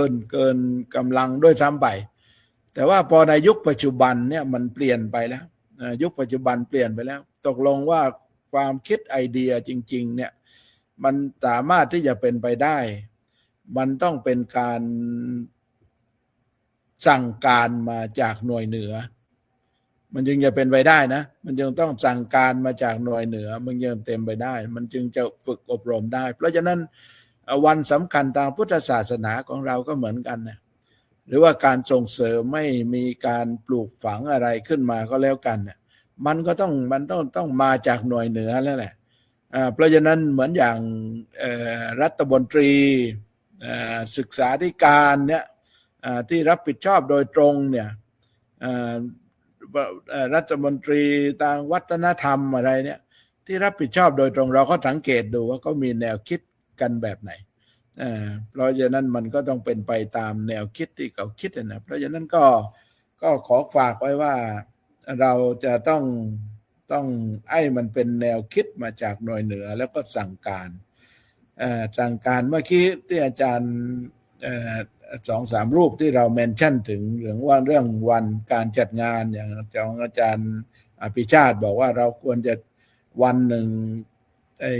งานหนึ่งเราอาจจะจัดหลายๆรอบอันนี้ก็เป็นแนวคิดที่ดีครับแนวคิดที่ดีก็อย่างบ้านเราเนี่ยบางทีเราเวียนเทียนอาจจะเวียนเป็น2 รอบแล้วเดี๋ยวนี้เริ่มแล้วเพราะว่าอย่างเมื่อก่อนการเวียนเทียนต้องเวียนตอนกลางคืนนะครับทีนี้พอในปัจจุบันเนี่ยพอกลางคืนคนเฒ่าคนแก่ก็เดินกลำทางไม่ถูกแล้วมันก็ต้องเวียนตอนกลางวันนะมันเริ่มเปลี่ยนมาคิดมันเวียนตอนกลางวันแล้วคนไหนมาได้ตอนกลางคืนเราก็อาจจะทำกลางคืนอีกรอบหนึ่งมันก็เป็นได้อย่างเนี้ยก็เป็นได้นะเหมือนอย่างที่วัดอาตมมยตารามของผมเนี่ยผมก็จัดปกติในวันจัดงานคือวันอาทิตย์ที่มันใกล้วันสำคัญมากที่สุดผมก็จัดอย่างเวียนเทียนเนี่ยแต่ว่าผมก็จัดอีกตอนกลางคืนสำหรับฝรั่งที่เขาเข้ามาก็ฝึกฝนให้เขาได้เข้ามาศึกษามาเรียนรู้ก็เลยจัดให้เขาเวียนเทียนตอนกลางคืนอีกรอบหนึ่งก็ต้องทำเป็น2 รอบเพราะฉะนั้นมันก็อาจจะมีแนวคิดเป็นเริ่มคิดมาจากครูบาอาจารย์เราด้วยนะงานสำคัญนะเพราะฉะนั้นคณะสงฆ์จริงๆหรือพระธรรมทูตเราจริงๆมันก็ตื่นตัวต้องคิดดัดแปลงต้องคิดวิธีการแก้ไขเราจะทำยังไงให้เข้าถึงได้ครับพระผมครับขอบพระคุณหลวงพ่อเจ้าคุณฤทธิ์ครับโอ้เรียกว่าไอเดียบันเจิดเลยนะหลวงพ่อก็บอกว่า ต้องมาจากหน่วยเหนือนะปีนี้หลวงพ่อเลยไปนู้นเลยจังหวัดน่านเลยไล่จากเหนือลงใต้เลยใช่ไหมครับหลวงพ่อเจ้าคุณ เหนือแต่เลย ก็คิดเยอะนะก็คิดเยอะก็คิดเยอะไปแล้วไปร่วมงานในธรรมจาริกเนี่ยเขามีแนวคิดดีครับผมครับก็ขอการเสริมนิดหนึ่งนี่เจริญพรญาติโยมที่เข้ามารับชมรับฟังรายการเสียงธรรมจากสมัชชาส่งไทยในสหรัฐอเมริกานะค่ำคืนวันนี้วันพระวันอังคารที่24 กุมภาพันธ์พุทธศักราช2569หรือท่านที่จะมาฟังรอบนะรีลันย้อนหลังวิทยุกระจายเสียงแล้วก็เป็นสาระประโยชน์หัวข้อวันสำคัญพระพุทธศาสนาควรให้ความสำคัญนะโดยเฉพาะหลวงพ่อเจ้าคุณแล้วก็ครูบาอาจารย์ที่ท่านได้เน้นย้ำไปว่าควรทำให้ตรงวันนะแล้วก็ประเทศไทยของเราเนี่ยเมื่อมีวัน หยุดราชการแล้วเนี่ยในภาคส่วนต่างๆนะควรจะกระตุ้นแล้วก็นะทำกิจกรรมนะเช่นหลวงพ่อเจ้าคุณก็บอกเวียนเทียนนะเวียนกลางวันก็ได้จริงๆก็เป็นดังนั้นนะเพราะว่าเป็นการบูชาเป็นการแสดงความเคารพนะก็สรุปว่าเราควรทำกิจกรรมให้ญาติโยมเนี่ยได้มาวัดนะเกี่ยวกับพระพุทธศาสนานะทำกันทั้งวันเลยนะก็ดีนะเปิดเป็นการบรรยายการเวียนประทักษิณการบูชาการนะถวายทานนะให้ศีลนะเจริญภาวนาฟังเทศน์ฟังธรรมก็เป็นภาพนึกที่คงจะนะเกิดนะความตื่นรู้ขึ้นมานะด้านศีลด้านธรรมอันนี้ก็เป็นความคาดหวังหรือว่านะจุดนะที่ใจต้องการก็กลับขอบพระคุณหลวงพ่อเจ้าคุณฤทธิ์ในรอบที่2ครับมาฟังพระอาจารย์พระครูเกษมพิษโสพลท่านจะมีความเห็นอย่างไรบ้างนะในรอบที่2กับปรารถนาครับครับนำรู้นำทำนำคิดคือชีวิตของเราผู้นำรู้นำคิดนำทำจะเป็นผู้นำต้องจำเอาไปคิดญาติโยมที่หลวงพ่อเพิ่นบอกมาถือเบิดมันต้องถ้าสถาบันครอบครัวก็ต้องเริ่มที่แม่แก้ที่พ่อก่อที่ลูกปลูกที่ครูอาจารย์ไหว้วานพระสงฆ์ถ้าผู้นำบ่ก่อเกิดจากสถาบันครอบครัวนี่ก็ยากถ้าว่าในยุคปัจจุบันนี่ก็หลวงพ่อเจ้าอาวาสก็บ่นั่งแน่นโยมบ่มาวันนี้ก็ใจเชาะว่าจะจัดกิจกรรมก็บ่ยังไรดอกครับแค่ว่า1หอกระจายข่าวประจำวัดก็เว้าให้มันไล่สนิมในสาย ลำโพงนี้จังน้อยก็สิดีอย่างน้อยก็ฝึกพระฝึกเน้นในวัดแต่ว่าพระเน้นบ่มีแล้วหลวงพ่ออยู่ผู้เดียวหลวงตาอยู่ผู้เดียวนี่ครับอยู่วัดพิษโสภารามนี่ผมมี2ระบบด้วยครับนี่ มี2ระบบเสานี่แห้งพระแห้งเน้นครับบ่มีเข็นรถบ่มีรถเข็นยกครับพระเน้นเป็นผู้ยกครับฝีมือพระครูบาในวัดครับเชื่อมตัดต่อเฮ็ดเป็นเสาแล้วก็เฮ็ดเป็นหอกระจายข่าวใส่มาเรื่อยๆเสาไฟฟ้าในหมู่บ้าน3หมู่บ้านนี่ผมนี่ได้ปีนเสาบัดทุกต้นครับไปติดดอกลำโพงเฮ็ดเสียงตามสายกระจายข่าวไปเฮ็ดจังไดล่ะญาติโยมวันสำคัญนี่ขั้นพ่อเป็นไปได้ก็เคยรณรงค์ทางสถานีวิทยุมาบ่อยเรียกว่าแทบทุกปีช่วยกันติดธงชาติติดธงธรรมจักรหน่อยโยมจะได้รู้ว่าวันนี้เป็นวันสำคัญยังไงโอ้ขันน้อยจักสิไปซื้อใส่ธงก็ได้บ่มีเวลาโอ้ยอาตมาอาตมาเองญาติโยมเอ้ยเหลือใจเพราะจะย่างเลาะแจกทุกหลังคาเฮือนกดว่า เอาเฮ็ดจังไดล่ะคำว่าให้ความสำคัญในที่นี้คันสิอายุสมัยปัจจุบันย่นย่อญาติโยมพาลูกพาหลานไหว้พระสวดมนต์เจริญเมตตาภาวนาอยู่บ้านอยู่เฮือนก็ถือว่ายังมีเอกลักษณ์นะยังมีภูมิจิตภูมิใจยังมีภูมิธรรมบ่ต้องโดดบ่ต้องเด่นแต่ว่าเป็นเอกลักษณ์ของเฮาได้บ่พาลูกพาหลานไหว้พระสวดมนต์แต่ว่าที่เท่าที่สังเกตดูนี่ FC สถานีวิทยุ 102.75 เมกะเฮิรตซ์มีพอได้อ่างหมู่อยู่ได้ครับครูบาอาจารย์บางคนก็พาหลาน5 ขวบนี่ครับกวดน้ำอีมินาเป๋ได้เลยนะครับโอ้ผมเห็นผมปื้อปื้อใจขนาดมารายงานตัวเลยย้ายผ้ามานี่หลานน้อยนี่ขาน้อยนี่ฝึกนั่งวิทยุเฝ้าวิทยุกวดน้ำอีมินายามมื้อแลงก่อนนอนทุกวันโอ้โหผมก็อดให้รางวัลบ่ได้คือกันอันนี้เป็นสัญลักษณ์แนวนี้ก็ ถือว่าให้ความสำคัญครับเพราะว่าหยังเพราะว่าคุณตาคุณยายมองเห็นอนาคตของลูกของหลานนี่แหละบ่ต้องไปรอให้มันติดยาจังสิมาให้บวชน้ำหลวงพ่อน่ะใช่บ่ได้มันต้องฝึกมาแต่จังซี่ครับผม ครับขอบพระคุณครับ แม่เจ้าหน้าที่กำลังเพลินๆเลยทีมงาน นี่เรียกว่าท่านให้ความสำคัญจริงๆนะมาพร้อมกับประสบการณ์แล้วก็นะภาพนำเสนอกับขอบพระคุณครับกับอารัธนาพระอาจารย์พระมหาปิยะครับ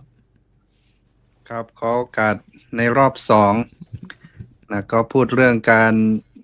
ให้ค่าให้ความสำคัญนะสิ่งที่สำคัญก็คือว่าเป็นหน้าที่นะของวัดทุกวัด โดยเฉพาะนะผู้ช่วยเจ้าอาวาสนะเจ้าอาวาสผู้ช่วยเจ้าอาวาสหรือแม้กระทั่งพระสงฆ์องค์สามเณรในวัด ก็ถือว่าเป็นฟันเฟืองที่สำคัญ เราจะไปยกถวายให้หลวงพ่อเจ้าอาวาสรูปเดียวก็ไม่ได้นะทุกรูปถือว่าเป็นส่วนหนึ่งนะของพุทธบริษัท รวมถึงญาติโยมด้วย เราจะช่วยกันคิดช่วยกันทำยังไง เพื่อสืบสานต่อยอดงานของพุทธศาสนาให้ยืดยาวออกไปนะสิ่งที่สำคัญที่สุดก็คืออย่างที่หลวงพ่อพูดไว้ก็คือว่า เราจะส่งเสริมให้มีการศึกษาและก็ปฏิบัติยังไง จนเกิดความเข้าใจ อันนี้เป็นเรื่องที่สำคัญนะซึ่งเด็กเนี่ยบางทีเขาก็ยังไม่รู้ไม่เข้าใจก็ต้องอาศัยนะผู้นำหรือว่าผู้ปกครองนะพ่อแม่ปู่ย่าตายาย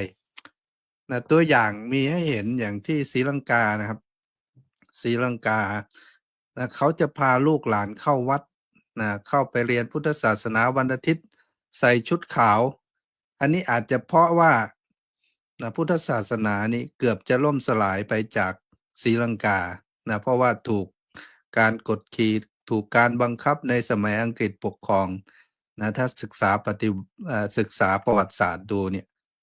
นะเราอาจจะไม่เคยเจอสถานการณ์แบบนี้ แต่ว่าถ้าเกิดพ่อแม่นี่ปลูกฝัง ก็คือพาสวดมนต์พาไปเรียนทำให้เกิดการรู้การเข้าใจ แล้วก็จะเห็นคุณค่าของพุทธศาสนาว่ามันมีประโยชน์กับชีวิตนะสามารถนำพาชีวิตของเขาให้เข้าถึงความสงบสุข หรือว่าให้เข้าถึงความสำเร็จได้นะอันนี้ก็เป็นเรื่องที่สำคัญที่เราต้องปลูกฝัง อย่างในที่ประเทศอินเดียมีโรงเรียนเบญจศีลครับ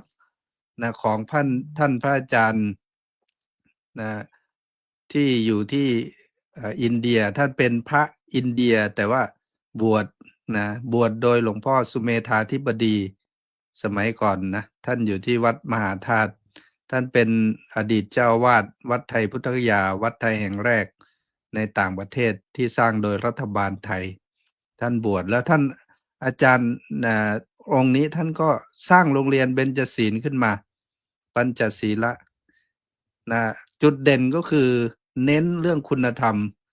ให้เด็กสวดมนต์นะสวดอภิธรรมได้ท่องศีลห้าได้ท่องหัวใจของพุทธศาสนาได้อันนี้เป็นการปลูกฝังซึมซับแล้วก็อยากจะเล่าเรื่องของนะคุณหมอท่านหนึ่งนะตบท้ายนะซึ่งรู้จักกันนะคุณหมอได้มาศึกษาปฏิบัติธรรมที่วัดคุณหมอบอกว่าแต่ก่อนเนี่ยนะเรียนจบนะหมอมาใหม่ๆก็มาศึกษาต่อเพิ่มเติมที่อเมริกาพอศึกษาต่อที่นี่จบที่นี่ก็อยู่ทำงานที่นี่แต่ก่อนก็คิดว่าชีวิตก็มีความสุขดีก็พยายามแสวงหาลาภยศชื่อเสียงก็เรียกว่าเป็นหมอที่มีชื่อเสียงในนิวยอร์กแล้วก็พอมีชื่อเสียงก็มีเงินทองมีลูกน้องเยอะนะ50-60 คนแล้วก็แต่ก่อนก็เน้นสะสมบ้านคุณหมอบอกว่าในสมัยที่พีคๆนี่มีบ้านอยู่17หลังเรียกว่ามีทุกโซนอยู่ในอเมริกาเนี่ยถ้าเกิดหน้าหนาวก็มีบ้านอยู่ที่ฟลอริดามีบ้านอยู่ที่นั่นที่นี่แล้วก็เน้นสะสมของเก่าโดยเฉพาะของโบราณนี่สะสมนะบางทีชิ้นเล็กๆนะเห็นพระท่านเล่าให้ฟังคุณหมอบอกว่าชิ้นเล็กๆนี่ราคาหลายหมื่นเหรียญอันนี้ก็เป็นความสุขอย่างหนึ่ง แล้วก็คุณหมอบอกว่าแต่ก่อนคิดว่าตัวเองนี่เก่งแล้วก็ฉลาด แต่พอตอนหลังเนี่ยเมื่ออายุมากขึ้นปลดเกษียณแล้วก็เข้าใจชีวิตมากขึ้น ก็หันมาศึกษาปฏิบัติธรรมนะตอนหลังบอกว่าแต่ก่อนที่เราคิดว่าเราฉลาดที่สุดนี่ไม่ให้เรานี่มันโง่ที่สุดเลยนะโง่ที่สุดเลยพอมาศึกษาปฏิบัติธรรมตามหลักคำสอนของพระพุทธเจ้านี่เรามันหลงโง่หลงอันนั้นอยู่ตั้งนาน แล้วก็พูดให้ฟังว่าทุกวันนี้อาจจะไม่มีเหมือนเดิมก็คือว่าจากบ้านที่มีเยอะแยะก็ขายอยู่เหลืออยู่หลังเดียวครับ แล้วก็ธุรกิจอะไรต่างๆ ก็เรียกว่าขายไปเพราะอายุมากขึ้นตอนนี้กลับมีความสุขมากกว่าแต่ก่อน แล้วก็มาพูดให้ฟังว่าพี่น้องนี่บางคนมีเงินเป็นพันล้าน แต่ว่าทำไมชีวิตเขาไม่มีความสุข ตื่นมาก็บ่นเรื่องนั้นเรื่องนี้เรื่องการเมืองเรื่องโลกเรื่องนั้นเรื่องนี้ แทนที่มีเงินเยอะๆจะมีความสุขเขาก็บอกว่าก็พยายามบอกพี่น้องว่าลองศึกษาปฏิบัติตามคำสอนของพระเจ้าดู แล้วชีวิตก็จะเข้าถึงความสงบสุขมากยิ่งขึ้น อันนี้ก็แสดงว่าพุทธศาสนาของเรานี่มีคุณค่าอยู่แล้วแต่ว่าเราหาเจอหรือเปล่า อันนี้ก็เป็นคำถามที่เราชาวพุทธต้องถามตัวเองครับฝากไว้แค่นี้ครับ ขอบพระคุณครับอาจารย์พระมหาปิยะท่านก็ได้หยิบยกตัวอย่างนะครับชาวพุทธประเทศศรีลังกาวันสำคัญครับผมก็เคยไปเห็นมาก็จริงตามนั้นให้ความสำคัญกันมากขอโอกาสแสดงภาพทัก 3-4 ภาพนะครับครูบาอาจารย์เนี่ยวันสำคัญนะวิสาขบูชาหรือวันมาฆบูชานี่จะเข้าวัดกันลูกเล็กเด็กแดงนี่เป็นแถวเลยเนี่ยนี่วัดเกดิเกอัสสคิรินะวัดที่พระราชทานเพลิงศพพระอุบาลีพระสมณทูตที่ไปจากกรุงศรีอยุธยานี่ได้ไปฟื้นฟูพระพุทธศาสนาเขาก็ให้ความสำคัญนี่ดูพระดูเนรนี่วันนี้วันสำคัญทางพระพุทธศาสนาเรียกว่าจัดเป็นสัปดาห์เลยนะครับนี่ก็เป็นบรรยากาศที่มีครูบาอาจารย์ไปกับนมัสการพระเกี้ยวแก้วแล้วก็ดูงานกับขอบพระคุณครับกับรัตนาพระอาจารย์พระครูวินัยธรบุญยกรครับครับผมเราพูดถึงวันสำคัญพระพุทธศาสนาให้ค่าและให้ความสำคัญซึ่งได้พูดถึงแนวทางได้พูดถึงส่วนที่เป็นปัญหาอุปสรรคพูดถึงวิธีการอย่างไรบ้างแล้วช่วงนี้จะขอพูดถึงเรื่องของบทบาทครับผมว่าบทบาทมันก็เป็นเรื่องสำคัญมีบทมีบาทอย่างไรเราพูดถึงพระภิกษุสงฆ์สามเณรเราด้วยเราพูดถึงอุบาสกอุบาสิกาด้วยถ้าพูดถึงพระภิกษุสงฆ์สามเณรเนี่ยเมื่อก่อนผมก็จะให้คำขวัญสำหรับพระธรรมจาริกที่จะปฏิบัติงานบรรดอยว่าต้องศึกษาปริยัติคือต้องรู้เรื่องของ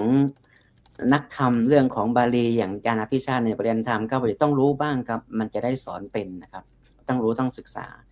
ษาปริยัติลงมือปฏิบัติการปฏิบัติกรรมฐานเนี่ยมันจะต้องมีบ้างอย่างนั้นก็จะได้แนะนำโยมได้เห็นผลให้เป็นปฏิเวทและไปออกเทศนาไปพัฒนาสังคมไม่ใช่ว่าสอนดักจึกือคือรู้แล้วไม่สอนดักจึกืออย่างนี้ก็บ่คือเนาะมารู้แล้วก็ต้องสอนหน่อยเนาะไปออกไปพัฒนาสังคมบ้างไปเป็นแบบอย่างกับญาติโยมบ้างเนี่ยอย่างเมื่อวานเนี่ยญาติโยมบอกว่านิมนต์พระอาจารย์ไปนั่งไม่คือไม่ทำอะไรครับไม่ต้องสอนนะครับไปนั่งสมาธิที่ร้านให้หน่อยเคยโยมอยากจะเห็นพระนั่งสมาธิแต่โยมไม่มีเวลาไปวัดเนี่ยพระอาจารย์ไปเยี่ยมร้านให้หน่อยแล้วก็ไปนั่งสมาธิผมก็ไม่ทำอะไรนะครับผมก็แบบผมไปปั๊บผมก็จิบกาแฟสักคุยปั๊บหนึ่งผมก็นั่งสมาธิผมก็นั่งลูกประคำภาวนาไปเรื่อยๆเสร็จแล้วก็โยมก็มาสมาทานศีลมาถวายพระทหารเพลกวดน้ำกลับแล้วโยมก็บอกว่าโยมก็มีความฝันว่าอยากจะมีห้องพระเป็นการส่วนตัวแต่ว่าไม่มีเวลาไปวัดจะได้มีเวลาไปนั่งสวดมนต์ได้เห็นพระมันก็สบายใจขอบคุณพระอาจารย์นะที่มาเยี่ยมแล้วก็มานั่งสมาธิมาให้โยมได้ทานข้าวเนี่ยโยมเนี่ยก็มีความสุขแล้วครับเล็กน้อยฮะใช้เวลาเพียงแค่ 20-30 นาทีก็คือโยมก็มีกำลังใจโยมก็ใจวันนี้โยมจิตใจสงบดีมากเลยเนี่ยนี่ก็เป็นแบบอย่างที่ง่ายๆที่เราจะพอทำได้ในการส่งเสริมกิจกรรมแต่เราก็บอกว่าอีกวันพรุ่งนี้วันพระนะอีกไม่กี่วันในตั้งวันมาฆบูชานะญาติโยมก็จะได้เตรียมตัวไปทำบุญนี่คือบทบาทของพระของเราก็สามารถทำได้เมื่อก่อนเรามีอะไรนะอาจารย์ เสียงธรรมตามสายใช่ไหมครับแต่นี่มีเสียงธรรมออนไลน์มันมีบทบาทวิธีการที่จะเข้าถึงมีวิธีการที่จะเผยแผ่ธรรมเยอะแยะมากมายหลายช่องทางเนาะส่วนบทบาทของญาติโยมที่เป็นอุบาสกอุบาสิกาเล่าทำอย่างไรก็ต้องมีการศึกษามีการปฏิบัติมีการปกป้องมีการอุปถัมภ์มีการเผยแผ่เนี่ยมันมีวิธีการมันมีบทบาทที่เราสามารถที่จะทำได้โดยเฉพาะเรื่องการศึกษาเนี่ยนะธรรมศึกษาเนี่ยเดี๋ยวอเมริกาเนี่ยมีสนามสอบอยู่7สนามสอบแล้วจะมีการสอบในวันที่26เมษายน2569ที่จะถึงเนี่ยเดี๋ยวเราก็เดือนมีนาเมษาก็จะเริ่มติวละนั้นนักเรียนธรรมศาสตร์ก็ต้องเตรียมตัวแล้วว่าฉันจะต้องมาเรียนธรรมศึกษาให้รู้ให้เข้าใจเรื่องพุทธประวัติเรื่องศาสนาพิธีเรื่องวินัยเรื่องธรรมเรื่องอะไรทั้งหลายพวกนี้เพื่อจะได้รู้เข้าใจพุทธศาสนาอย่างถูกต้องไม่ใช่เป็นว่าฉันเป็นชาวพุทธแต่ฉันพอพูดถึงเรื่องธรรมะแล้วฉันไม่รู้เลย พูดถึงเรื่องของศีลฉันไม่เข้าใจเรื่องสมาธิฉันก็ไม่ค่อยรู้เลยมาศึกษาหน่อยอย่างอาจารย์อภิชาติเนี่ยสอนทั้งบาลีศึกษาเนี่ยมาเรียนรู้หน่อยจะได้เข้าใจแล้วจะได้ปฏิบัติได้อย่างถูกต้องสมกับเป็นชาวพุทธคุณภาพไม่ใช่ชาวพุทธตามที่เขาว่ากันมาต้องเป็นชาวพุทธคุณภาพเพราะผมเข้าใจว่าการที่พระพุทธศาสนาจะเจริญจะก้าวหน้าจะพัฒนาได้คุณภาพของชาวพุทธเป็นสิ่งที่สำคัญครับฝากไว้แค่นี้ครับขอบคุณครับขอบพระคุณครับโอ้โหนะท่านไม่ยอมดักจิกือหรอกนะไม่กึกภาษาอีสาน รู้แค่ไหนแต่ต้องมีภูมิบ้างนะญาติโยมนะขอบพระคุณครับกับอาราธนาพระอาจารย์พระมหาภิชาติครับ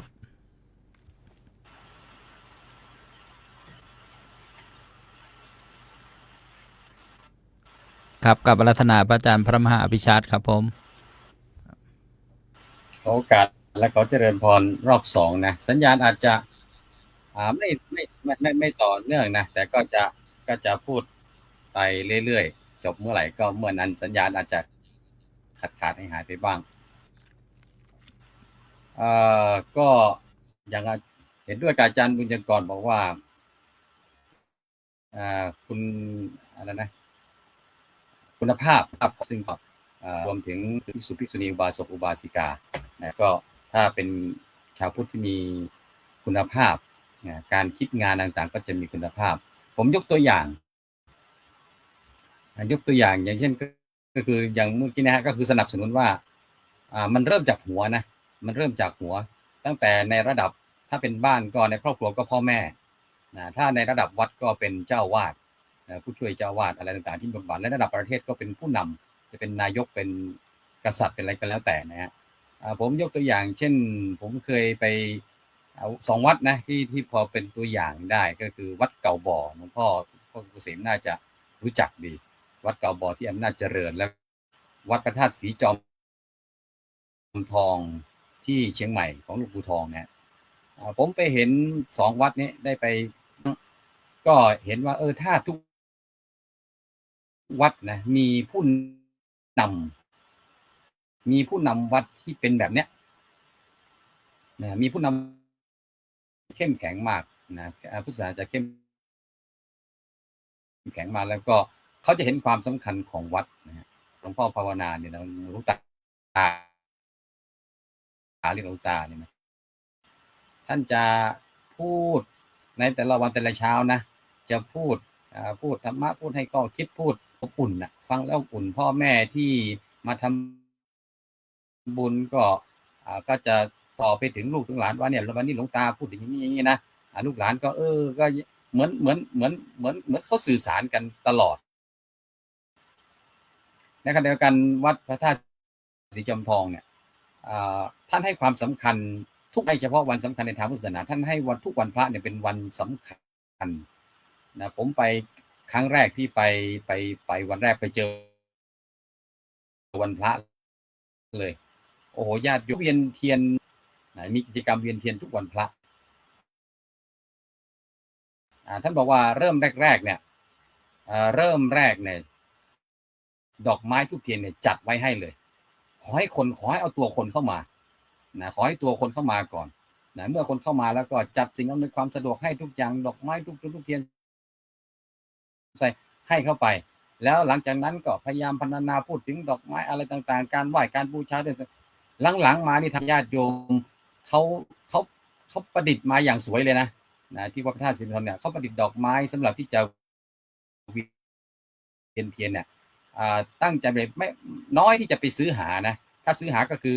เป็นแม่ค้าที่มองเห็นว่าเป็นช่องทางที่จะหารายได้เขาก็ไปประดิษฐ์ไปทำแบบนั้นมาเพื่อไว้สำหรับผู้ที่มาร่วมกิจกรรมที่ไม่ได้เตรียมตัวมาหรือไม่มีเวลาเตรียมตัวแต่ส่วนใหญ่นะจะเตรียมดอกไม้ธูปเทียนกันมาเป็นอะไรสวยงามมากนะอันนี้คือกิจกรรมในเรื่องเป็นอามิสบูชาส่วนกิจกรรมนอกจากนั้นเนี่ยพอถึงวันพระเนี่ยนะหลวงปู่ให้มีการเทศน์3 เวลานะเทศน์3 เวลายังมีเทศน์ในเวอร์ชันอังกฤษในเวอร์ชันภาษาล้านนานะฮะภาษาล้านนาภาษาพื้นบางทุกเวลาเลยนะนี่คือผู้ใหญ่ท่านให้ความสำคัญนะพอผู้ใหญ่ให้ความสำคัญปุ๊บลูกศิษย์ลูกหาเฮ้ยหลวงปู่หลวงตายังให้ความด้วยนะลูกศิษย์ลูกหาก็ตามไปฟังด้วยนะลูกปู่ทำอะไรลูกศิษย์ลูกหาก็ตามไปด้วยเพราะฉะนั้นอันนี้ก็คือความสำคัญของผู้นำนั้นอย่างไรนะคราวนี้ก็ก่อนจบจะบอกว่าทำไมวันสำคัญทำไมวันจึงเป็นวันสำคัญนะวันสำคัญในทางพุทธศาสนามันสำคัญตรงไหนหรือว่าวันต่างๆที่บอกว่าเป็นวันสำคัญวันมาฆบูชาวันวิสาขบูชาวันอัตมีบูชาวันอาสาฬหบูชาจะไม่สำคัญเลยถ้าหากไม่มีบุคคลสำคัญคือพระพุทธเจ้าแล้วพระพุทธเจ้าสำคัญยังไงพระพุทธเจ้าเกิดเหมือนเราไหมพระพุทธเจ้าตายเหมือนเราไหมเราจะเกิดเหมือนพระพุทธเจ้าไหมเราจะตายเหมือนพระพุทธเจ้าไหมเราเกิดเหมือนกันเราตายเหมือนกันกับพระพุทธเจ้าแต่ที่สำคัญคือระหว่างเกิดกับตายนะวันมีความสำคัญเพราะฉะนั้นเมื่อถึงวันสำคัญของ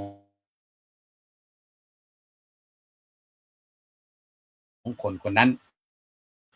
ก็ขอให้น้อมนำเอาคุณงามความดีความสำคัญของคนนั้นมากล่าวมาเล่ากันอย่างไรถ้ามีสติปัญญาเห็นเข้าใจเห็นความสำคัญก็อยากจะทำตัวเป็นคนสำคัญบ้างนะเพราะถ้าเราทำตัวเป็นคนสำคัญได้เมื่อไหร่วันเกิดของเราก็สำคัญวันตายของเราก็สำคัญคนสำคัญเนี่ยแค่ปรากฏตัวก็มีแต่คนอยากจะเข้าไปอยู่ใกล้อยากจะเห็นคนสำคัญพูดอะไรกระซิบเบาๆคนก็อยากฟังว่าอะไรคนสำคัญใช้ของอะไรใช้แล้วใช้แบบไหนจะทิ้งก็ยังอยากจะมีคนเก็บรักษาเอาไว้เป็นที่ระลึกอยากใช้ตามด้วยอยากเก็บอยากเอาไว้นี่คืออยากจะบอกว่าผู้ใดเคยเอื้อเฟื้อและเกื้อหนุนผู้ใดเคยเอื้อเฟื้อและเกื้อหนุนจงแทนคุณจนกว่าจะอาสันแม้นไม่มีสิ่งใดจะให้ปันก็จงหมั่นสรรเสริญเจริญคุณในโอกาสวันสำคัญในศาสนาขอชาวพุทธทุกท่านพุทธบริษัททุกท่านทุกคนทุกวัดทุกที่ทุกแห่งให้ความสำคัญถ้าเราไม่ให้ความสำคัญกันเองแล้วใครจะมาให้ความสำคัญ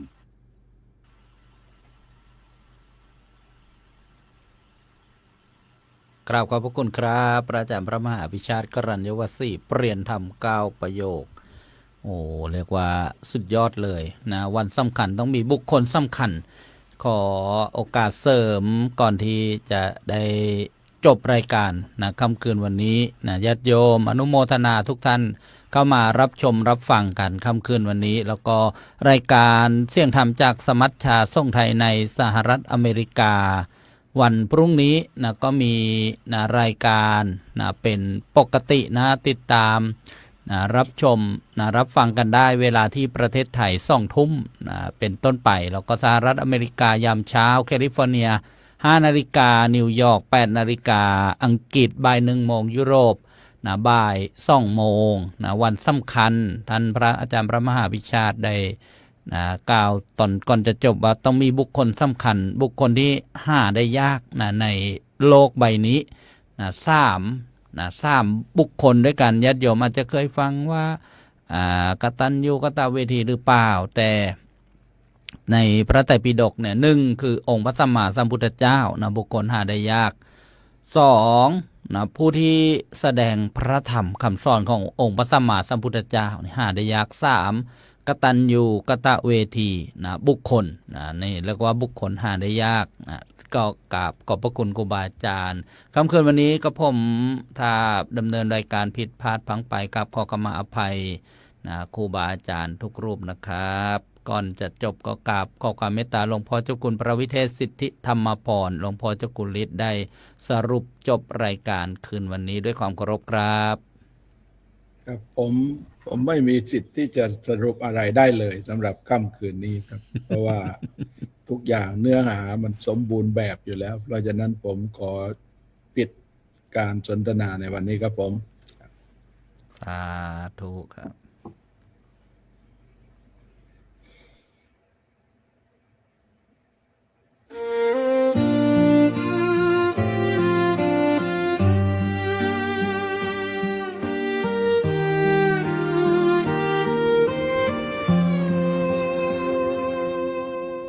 รายการเสียงธรรมจากสมัชชาพระสงฆ์ไทยในอเมริกาสืบศาสนา ด้วยแรงศรัทธาและเสียสละตนเปรียบดังแสงทองที่ส่องทางคนเสียงธรรมตามสายสู่ดวงใจชาวพุทธสดใสคลายทุกภัยในชีวิตขอให้เจริญในคุณความดีอริสัตนี้บุญช่วยลาจากใต้สานเหนือสุดขอบฟ้าเสียงธรรมนี้นำพาความสุขมา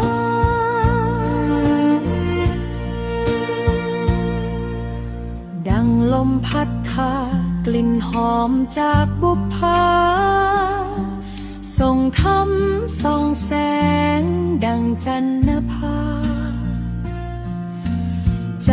คนรับรู้ดังน้ำเย็นหลั่งไหลเปลี่ยนคืนมืดมิดเป็นรุ่งรุ่นใหม่ขอให้เสียงนี้ดังในใจยาวนานนำสุขสงบสู่ทุกแห่งสถานทุกคนร่วมใจในศรัทธาธรรมแสงทองส่องนำไม่จางไม่คลาย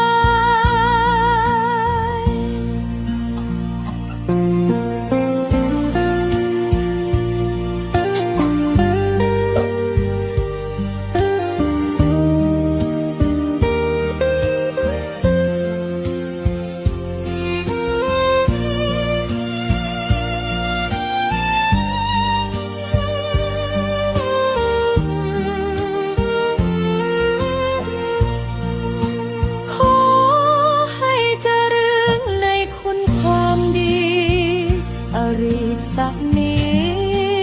บุญช่วยนำพาจากใต้